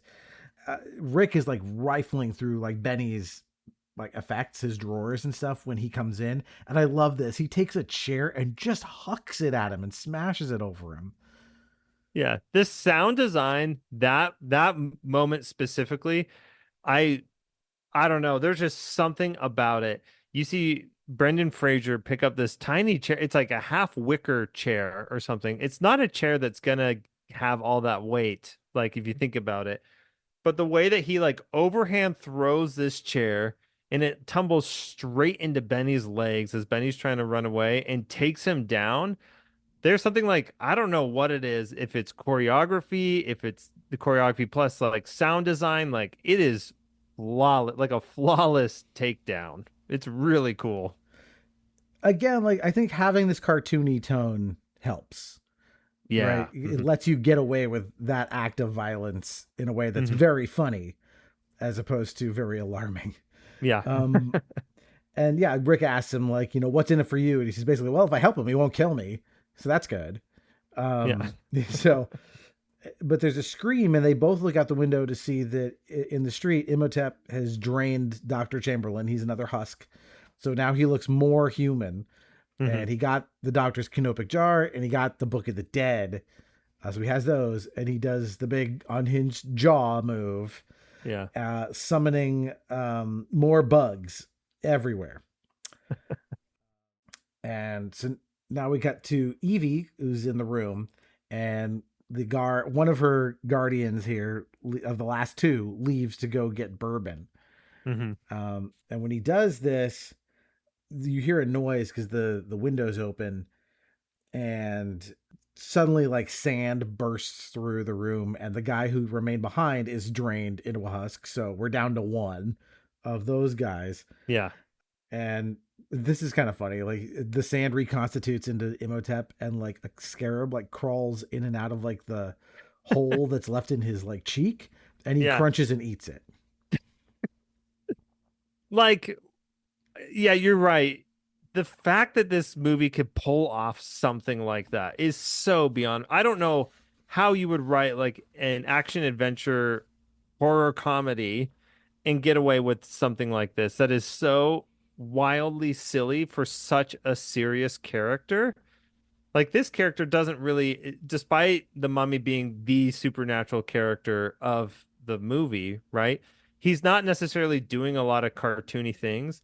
But like, yeah, he's almost entirely reconstituted. We actually see the actor Arnold Vosloo here, right? Like it's mostly him, just like a few decomposed fleshy parts, and the scarab runs out of his chest into his cheek, and then he just eats it. And I'm really not sure what this contributes to, other than the fact that like it was amazing to see. It's something that was totally out of left field. I'm the biggest, baddest guy in town. Hey, I'll also eat bugs. I don't know. I loved it though. It gives Imhotep a little charm, where otherwise he's just sort of this force that comes into a room and, goes, oh, and then things happen. Yeah. So like, they kind of reminds you of like, okay, he's still, mostly human. There's still like, things happen. Yeah. So Evie's sleeping and we see sand just pouring through the lock of her door, and Imhotep approaches and, this is like, knocks in the moon and kisses her, but then like turns gross mid kiss, which is interesting. Yeah. And then Rick comes in with a cat, which causes him to go all big jaw again and turn into a sand cloud again and, vacate immediately. Mm-hmm. I think at some point they mentioned though that once he gains his like full power, the cat thing won't work anymore. Like it only scares him because he's not at his full strength. Yeah, it's a really slapdash, I feel like, explanation. They say cats are the guardians of the underworld, which is why he's afraid of them. But if he's back to full power, that not even cats will scare him. And I mean, am I super bothered by like how this all works logically? No, I'm really not. And I do like this scene because Brendan Fraser says, hey, look what I have here. And then it's this great close-up shot of the cat. He holds the cat, and then the cat hisses, like looking just past the camera. And then we see Imhotep kind of just run away scared. It makes for these cool, I think it's only 2 or 3 moments with these cats. But again, I think a lot of this is just style and flair. And I think it works for how the tone is set up in this movie. Oh, yeah, absolutely. So their plan is we got to find the gold book because if the black book raises the dead, maybe the gold book will send them back. So they head out into the street to make their way to, wherever they think their next destination is. But they're kind of waylaid by this horde of zombified people chanting Imhotep. And he leads the way, still doing his big mouth thing. Everybody loves this big mouth bit. And I think they call it, this is the best plague, boils and sores. Yeah. But yeah, people are all covered in gross boils and sores, as well as being, hypnotized. Yeah. Yeah, this it sets up for an action scene that I really like, but yeah, this is very much like, okay, we need to find they need to find out where the golden book is, because if I remember correctly, they were expecting the book of Amun-Ra, the book of life, I think, the gold book, to be where they found the book of the dead, the black book. And so they're like, oh shoot, we got to double check what's going on here. And I love this scene because one, growing up in my household, this scene was quoted a lot. And I'll explain that quote in a second, but it's another great moment where Evie gets to show her knowledge. And she even says, take that, Benbridge scholars, right? Like she figured out something that this, top institution hadn't discovered or teased out for themselves. And so again, she's smart and capable, and that knowledge is super important. But the scene that we always quoted growing up is her brother Jonathan is there, and the mob with boils and swords, they've bursted into the room, and he's like, come on, faster, faster. And then in a sing-songy voice, she's like, patience is a virtue. Mm-hmm. And so my parents would always quote that to us when we were being impatient as kids. They would do the same sing-songy, patience is a virtue. My parents would often say, good things come to those who wait. And it was weird to hear Hannibal Lecter say it later. Yeah. Not a movie I watched as a child, by the way. I just saying that. Nice. Yeah. Anyway, so yeah, they go to the museum and she reads this like big stone tablet that tells her, oh, they swapped the locations of the black and the gold book. So they have to go back to Hamunaptra to get the gold book. And this is where they go outside and they run into the horde, and Benny calls for Imhotep, who's like up on a balcony, and he goes big mouth and then like warps down with sand basically to street level. And we get this chase as the car that they're in is chased by all of these zombified people. And I like, again, very Rick O'Connell solution to this problem, which is just drive straight through all of these people and just plow through all of these pedestrians. And so there's fighting, there's punching. we get the last American cowboy dude who's, shooting, and he runs out of bullets, and then he offers the jar to Imhotep, and Imhotep responds by draining him of all life and moisture. Yep. This car scene, what I love about it is Jonathan's driving the car, and he pulls up and he sees the mob blocking them, and he's frozen in horror, but also I'm assuming has like this moral conundrum. Do I just drive straight through these guys? Like, is that okay? Rick O'Connell looks at him. It's really quick. It's like a two-second cut. Looks at him, looks at his foot, and then there's half a second cut where just Rick O'Connell just stomps Jonathan's foot on the gas. Mm-hmm. And it's like, and it's great because Brendan Fraser gives this really quick just look of like, what are you waiting for? Yes, we drive through them. That's how we get out of this. Like, it's almost like, why you don't need to have a second thought. We drive through the crowd. That's how we escape. Right. But they are backed into a corner. And they're surrounded. And Imhotep comes and basically says, via Benny as translator, come with me. I'll make you my princess. It's time. If you come willingly, I'll spare all your friends. Mm-hmm. And there's an argument, but basically she says, what choice do we have? I'm going to go with him willingly so you guys can get away. It's the creature. He's fully regenerated. Guitar mi faros. Paenilio mi Syrian. Come with me, my princess. It is time to make you mine forever. For all eternity, idiot. Kuntash Dana. Take my hand, and I will spare your friends. Oh, dear. You got any bright ideas? I'm thinking. Let's think of something fast, because if he turns me into a mummy, you're the first one I'm coming after.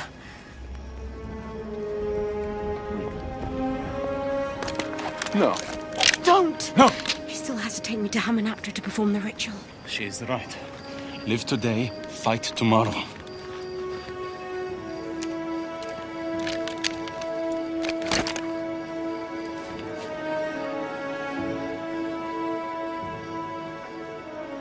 I'll be seeing you again.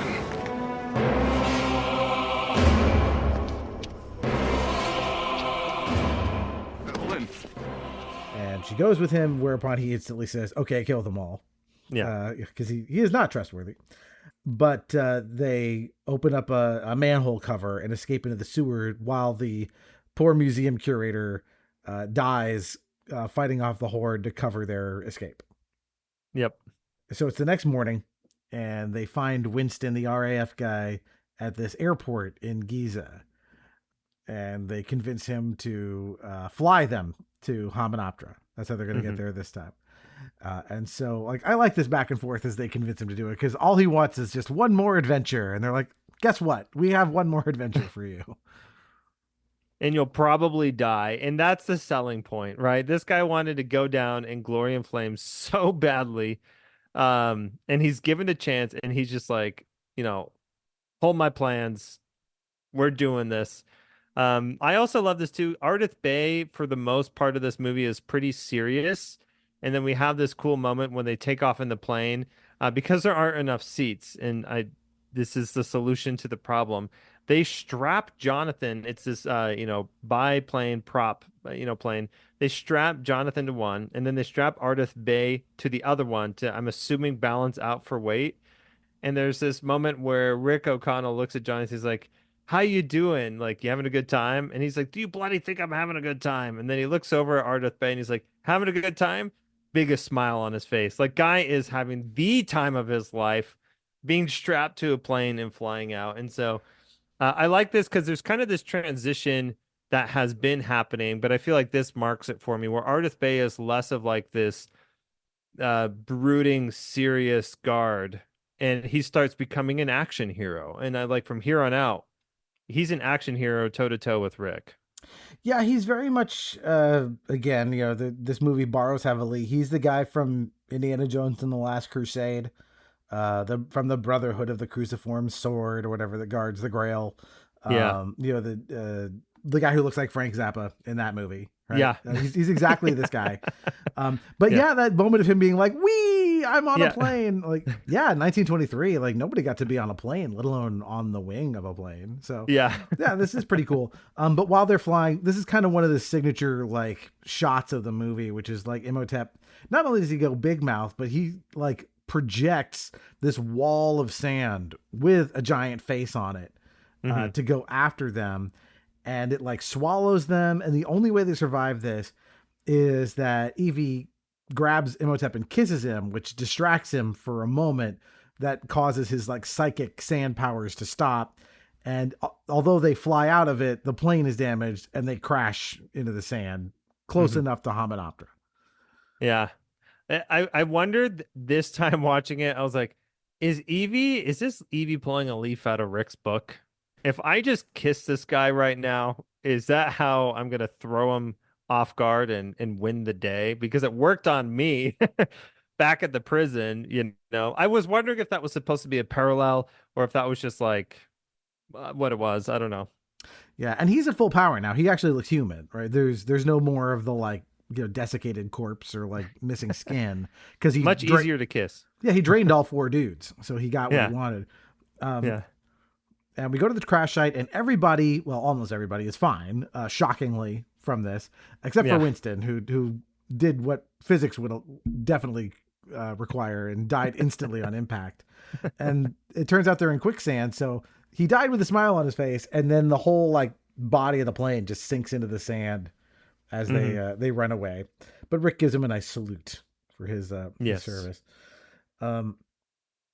And so we've got Evie walking with Imhotep and Benny into the temple. And she tells Benny, hey, people like you always get their comeuppance. Just letting us know that, sure, that something's going to happen. And we get Rick and Ardith are like digging in a part of the tomb while Jonathan supervises, for lack of a better word. Yeah. Which is pretty funny. Yeah. And then Jonathan does what the warden did. He finds one of these scarabs and is like, ooh, cool. Until it burrows into his skin. And Rick stabs it out with a knife and then turns and shoots that. Yeah. Incredible moment. I love that. He takes out a switchblade out of nowhere because he has one, because he's Rick O'Connell. Why wouldn't he have a switchblade with everything he's got? He flips it open in a very cool fashion. And I think he like, without actually seeing this, right? Because of the camera angles, the other side of his shoulder, right? He cuts into the skin, like pierces the bug, and then flicks it out. And then just with a revolver, very smoothly shoots the thing before it can come back, right? It's another, I think, like very cool character defining, like this guy is awesome. Like looking back on this, I was like, of course, 9-year-old Jacob thought this was the coolest guy on earth. Look what he just did, you know? Yeah. Absolutely. And so we've got Imhotep chanting, and he uses that to summon these mummies out of like a door. They're like carved into it. And they come to life, and he says, kill them, meaning the rest of our team, and wake the others. So like get more mummies. So meanwhile, our heroes are making their way through the temple, and they find the treasure room. They turn one of these mirrors to light the way, and it is the Cave of Wonders from Aladdin. Like it's just all treasure everywhere. Can you see? Yeah. Can you believe? Yeah. Can we just... No.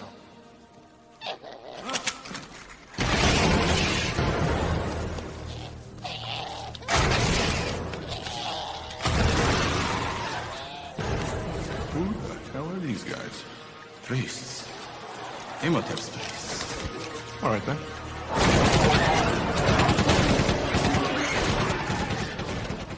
And Jonathan gets like, can we have a little? He's like, no, don't touch it. Yeah. Not now. And then mummies burst from the sand, and we've got a fight on our hands. Yeah. Yeah, so much great action happens here. Again, another really well delivered comedy sequence here with Brendan Fraser and was it Jonathan Hanna? I'm sorry, I'm blanking on his name. Yeah, Hanna.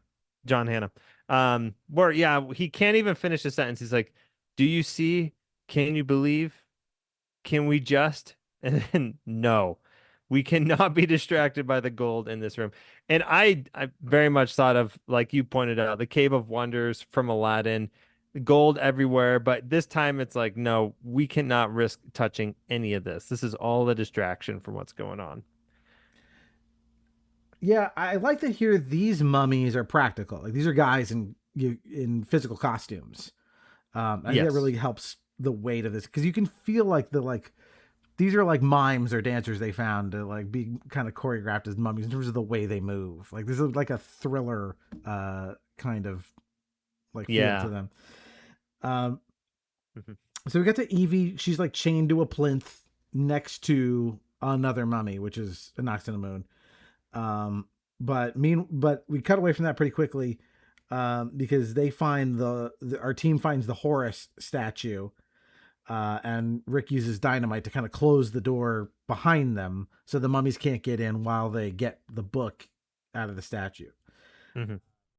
We're cutting back and forth to a lot of things pretty quick. So we get Benny hauling this enormous pile of treasure from the treasure room to a camel. Yep. And this is going to be his undoing. We'll find out.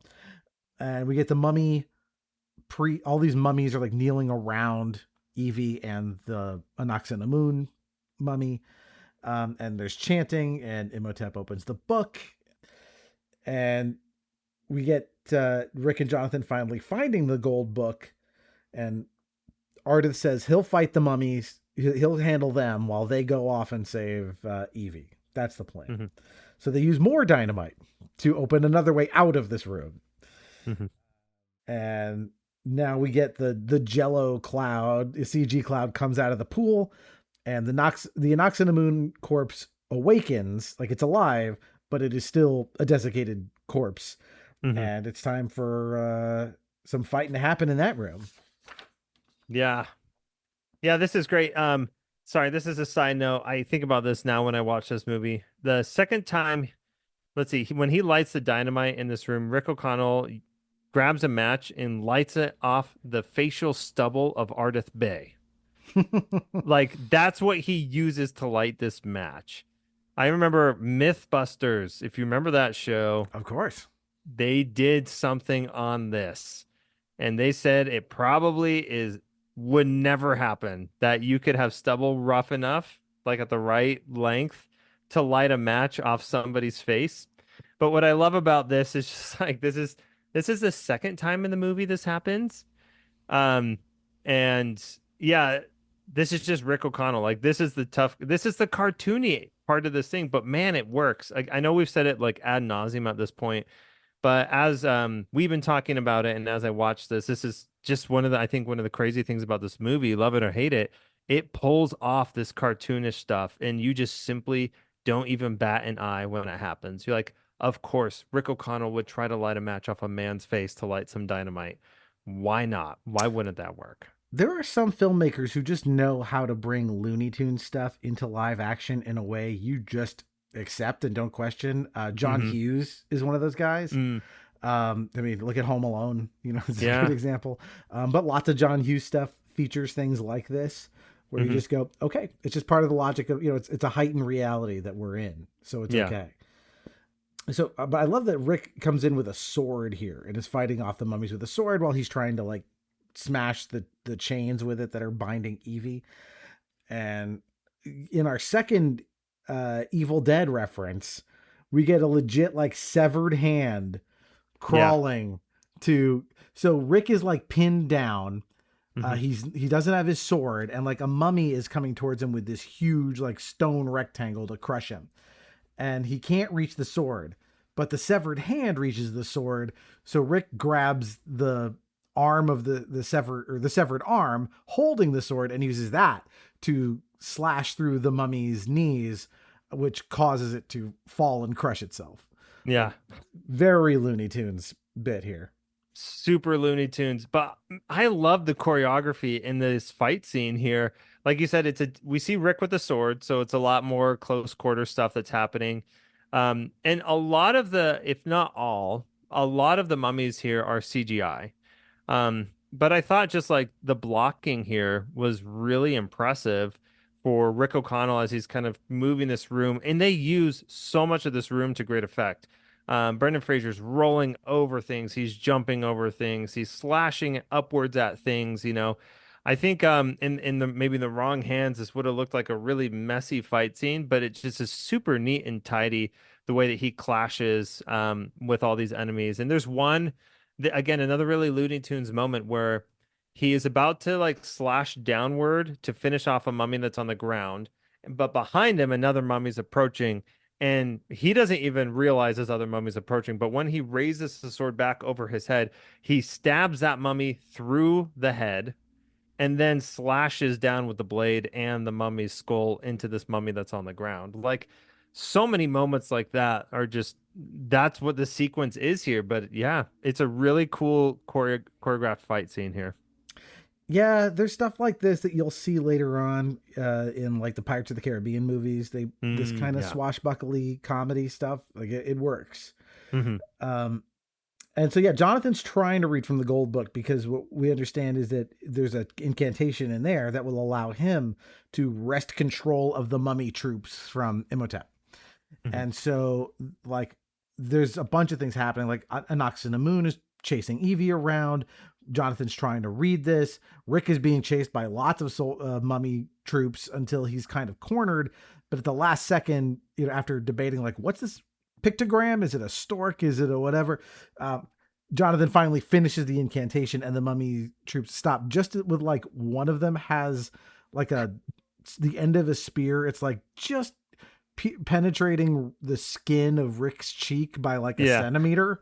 Yeah. They're all just dead, like perfectly still. It's a funny moment as he just kind of sits there and is like, now what? Mm-hmm.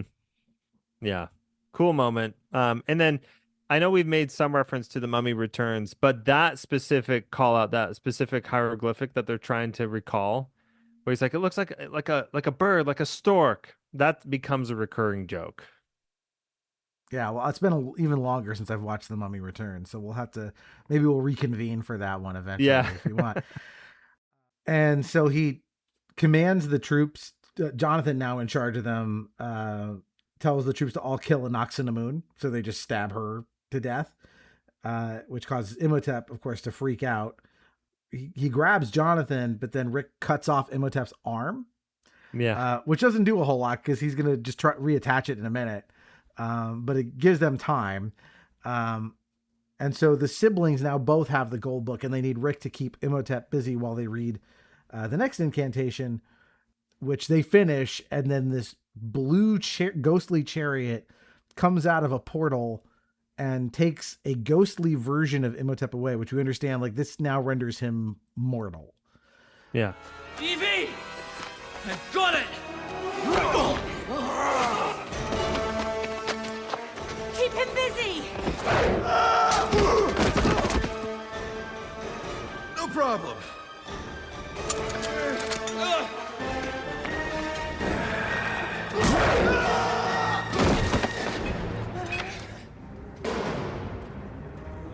Yasut. Hurry, Evie, hurry! You're not helping!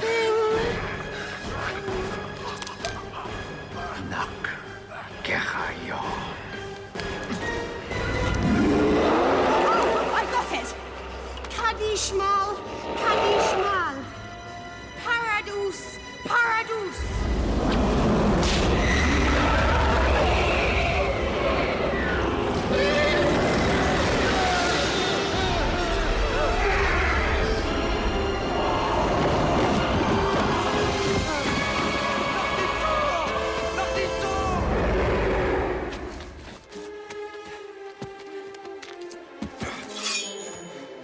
I thought you said it was gonna kill him.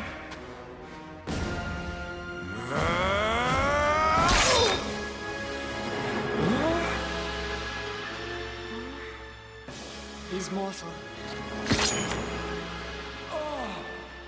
And so Rick stabs him and he stumbles backwards into the black swirling pool and is just sucked down into it. And that is the end of Imhotep for this movie. Mm-hmm.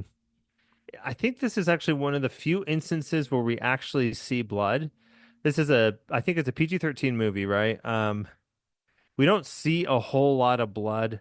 We see a lot of dried corpses, but not a whole lot of blood. And I think what we see is Imhotep's hand is covered in blood. He's using both hands to cover up the stab wound as he stumbles backwards.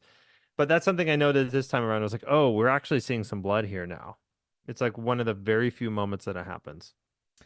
Yeah, I think that there are things with ratings. This has come up on the podcast before where it's like, again, to go back to Evil Dead, it was like, well, technically what comes out of them is like black goo or green goo. It's not considered blood, and therefore it gets you around certain ratings requirements. So yeah, having a bunch of desiccated corpses that basically bleed sand helps with that. Yeah. So Benny is trying to drag as much treasure as he can, more than he can carry. Because the one bag wasn't enough, and he sets one of these bags down because it's heavy. And remember, we said at the beginning of the movie, supposedly with a flick of a switch, Hominoptera could be sucked back into the sand.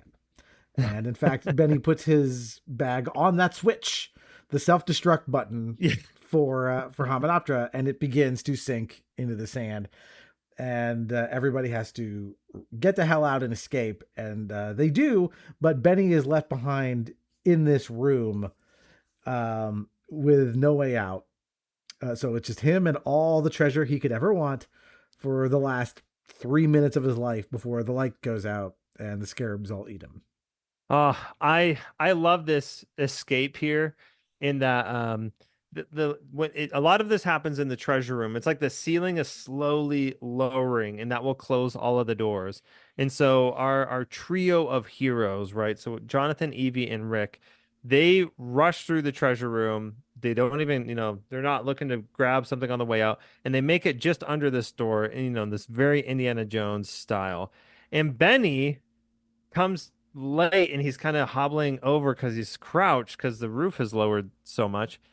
And it's too small for him to come through. And so he turns back around.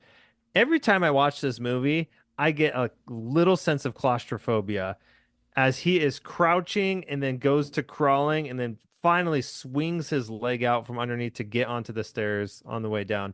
I just love this. I think it's a wonderfully shot to kind of give this sense of enclosure and space. And just like how Benny, always up until this very moment, he barely squeaks out and, gets by.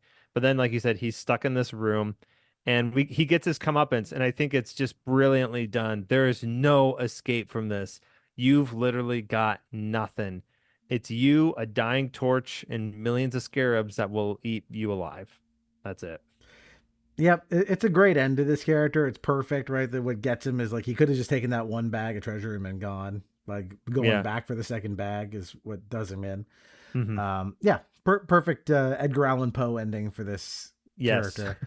And so our team runs outside as we see Hominoptera collapse in a giant plume of sand, and we get this quick scare as like a hand comes down on Jonathan's shoulder, but it's Ardith, who just basically congratulates them on a job well done and rides off.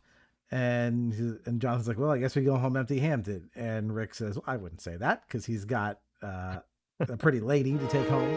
Oh, thank you very much. You have earned the respect and gratitude of me and my people. Yes, well, there's nothing. May Allah smile upon you always. And yourself.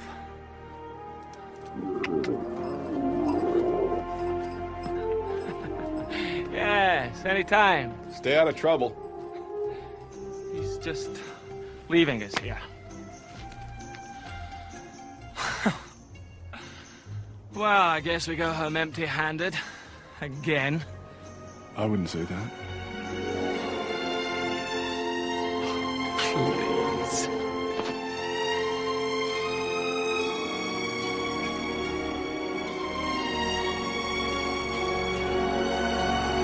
How about you, darling? Would you like a little kissy-wissy?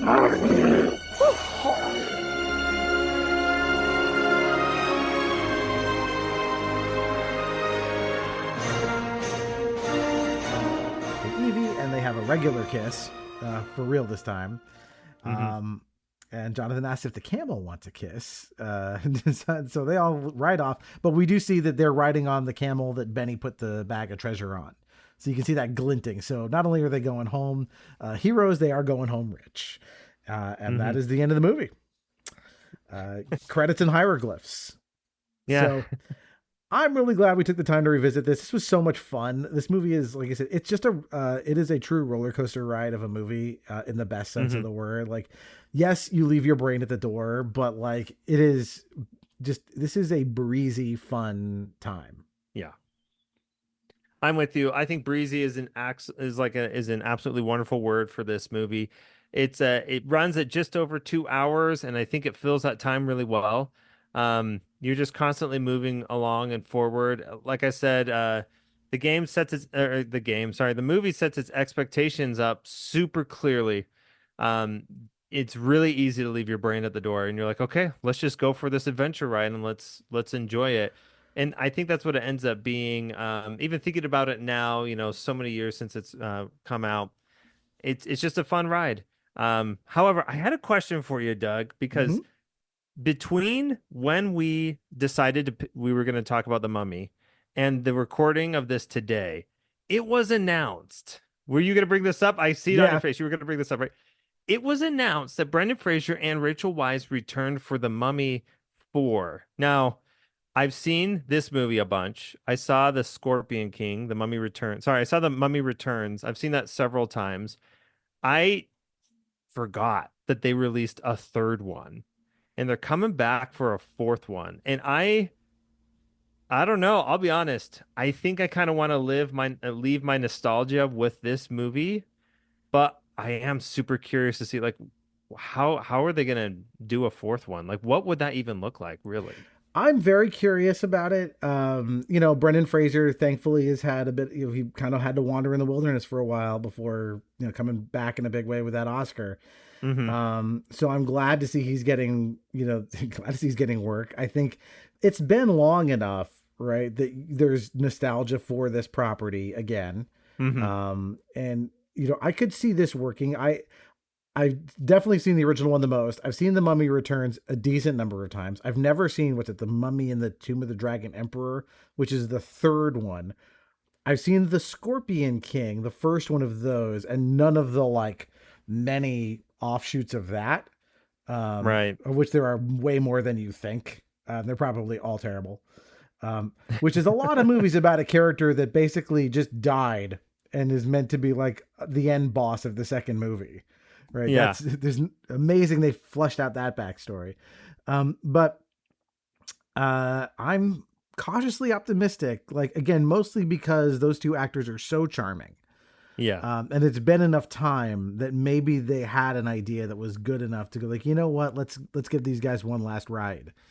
Now part of that is, that sounds fun. I also realized there's a million sad business calculations behind that, which is we don't want new IP, give them, we don't have any new ideas. Do another Mummy and sell some tickets to that. But I won't turn my nose up at a legacy sequel just because it's a legacy sequel. There is always a chance that it could be oh, you know what? That was actually pretty good.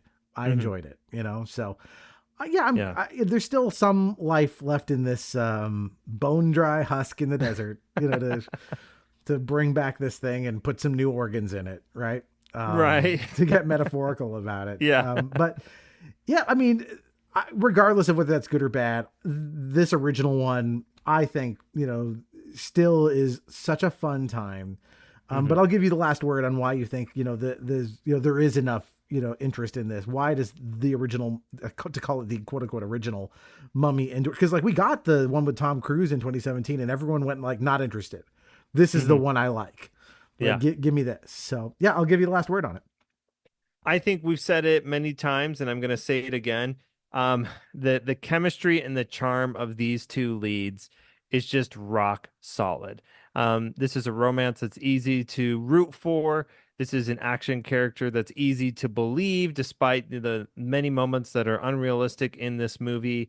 The setting and the supernatural kind of background here allows for some really just cool moments and set pieces to take place. And that's just, I think maybe what I would want out of The Mummy 4 is if we could recapture this tone that we keep coming back to, that feels like this really cool balance of a lot of different ideas and feelings, hey, you've got the two characters that kind of made this tone work in the first place. I mean, there is definitely a chance that there's something really fun here. But yeah, I'm with you. I don't want to think about the economic and financial realities of what's bringing this about. I would love for this to be something really fun. But I never saw, for example, The Mummy, the Tom Cruise one, but it was, from what I remember seeing promotional material for that, is that it felt too serious. And that's why I wasn't interested in it. And it did make me think of this movie, this 1999, The Mummy that we've talked about, where it's like, this action works because it doesn't take itself too seriously. So I just feel like that's the final word I have on, this legacy sequel that's coming out is, if it's not too serious, if it's a fun popcorn flick, then I'm in. There you go. Well, thanks, Jake, for bringing this to us. This was a great time, and I'm really glad I got the chance to pod with you again about something so much fun. So yeah, this is so much fun. Yeah. All right. So if people want to find you and your stuff, where do they go? The best place to find me is BlueSky. So I'm chipdip. I think it's bsky.social, whatever they do on BlueSky. I can't remember. I am pretty active on there. If you want to find me in other places, the Pre-Order Bonus podcast does it does have a Discord that anybody can join, and I've actually started streaming playing indie games on Twitch. That's another easy place to find me. That's twitch.tv/chipdip18. But BlueSky is where you can find me and interact with me the most. If you ping me and you say something about The Mummy, I will respond. There you go.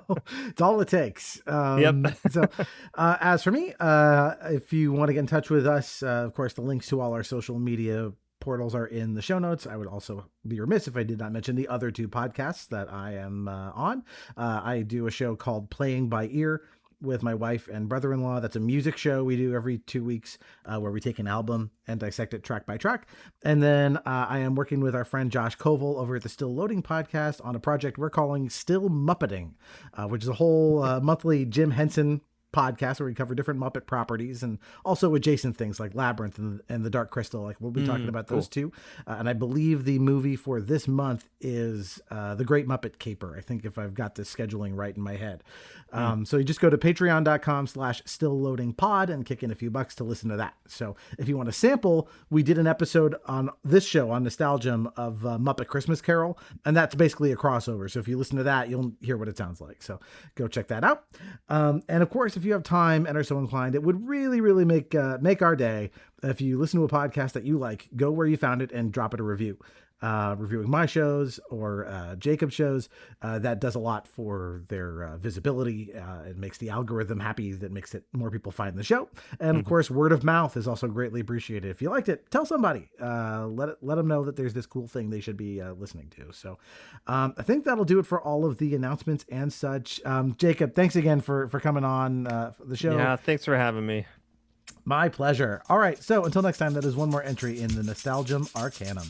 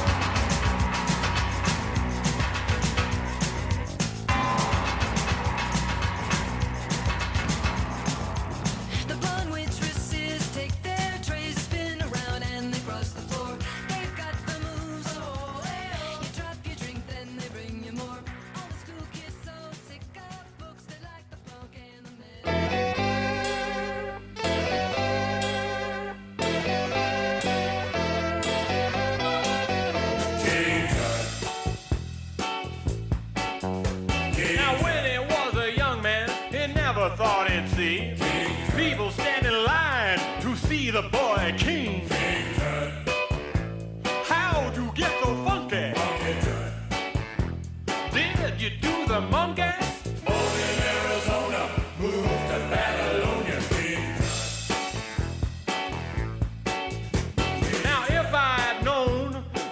object.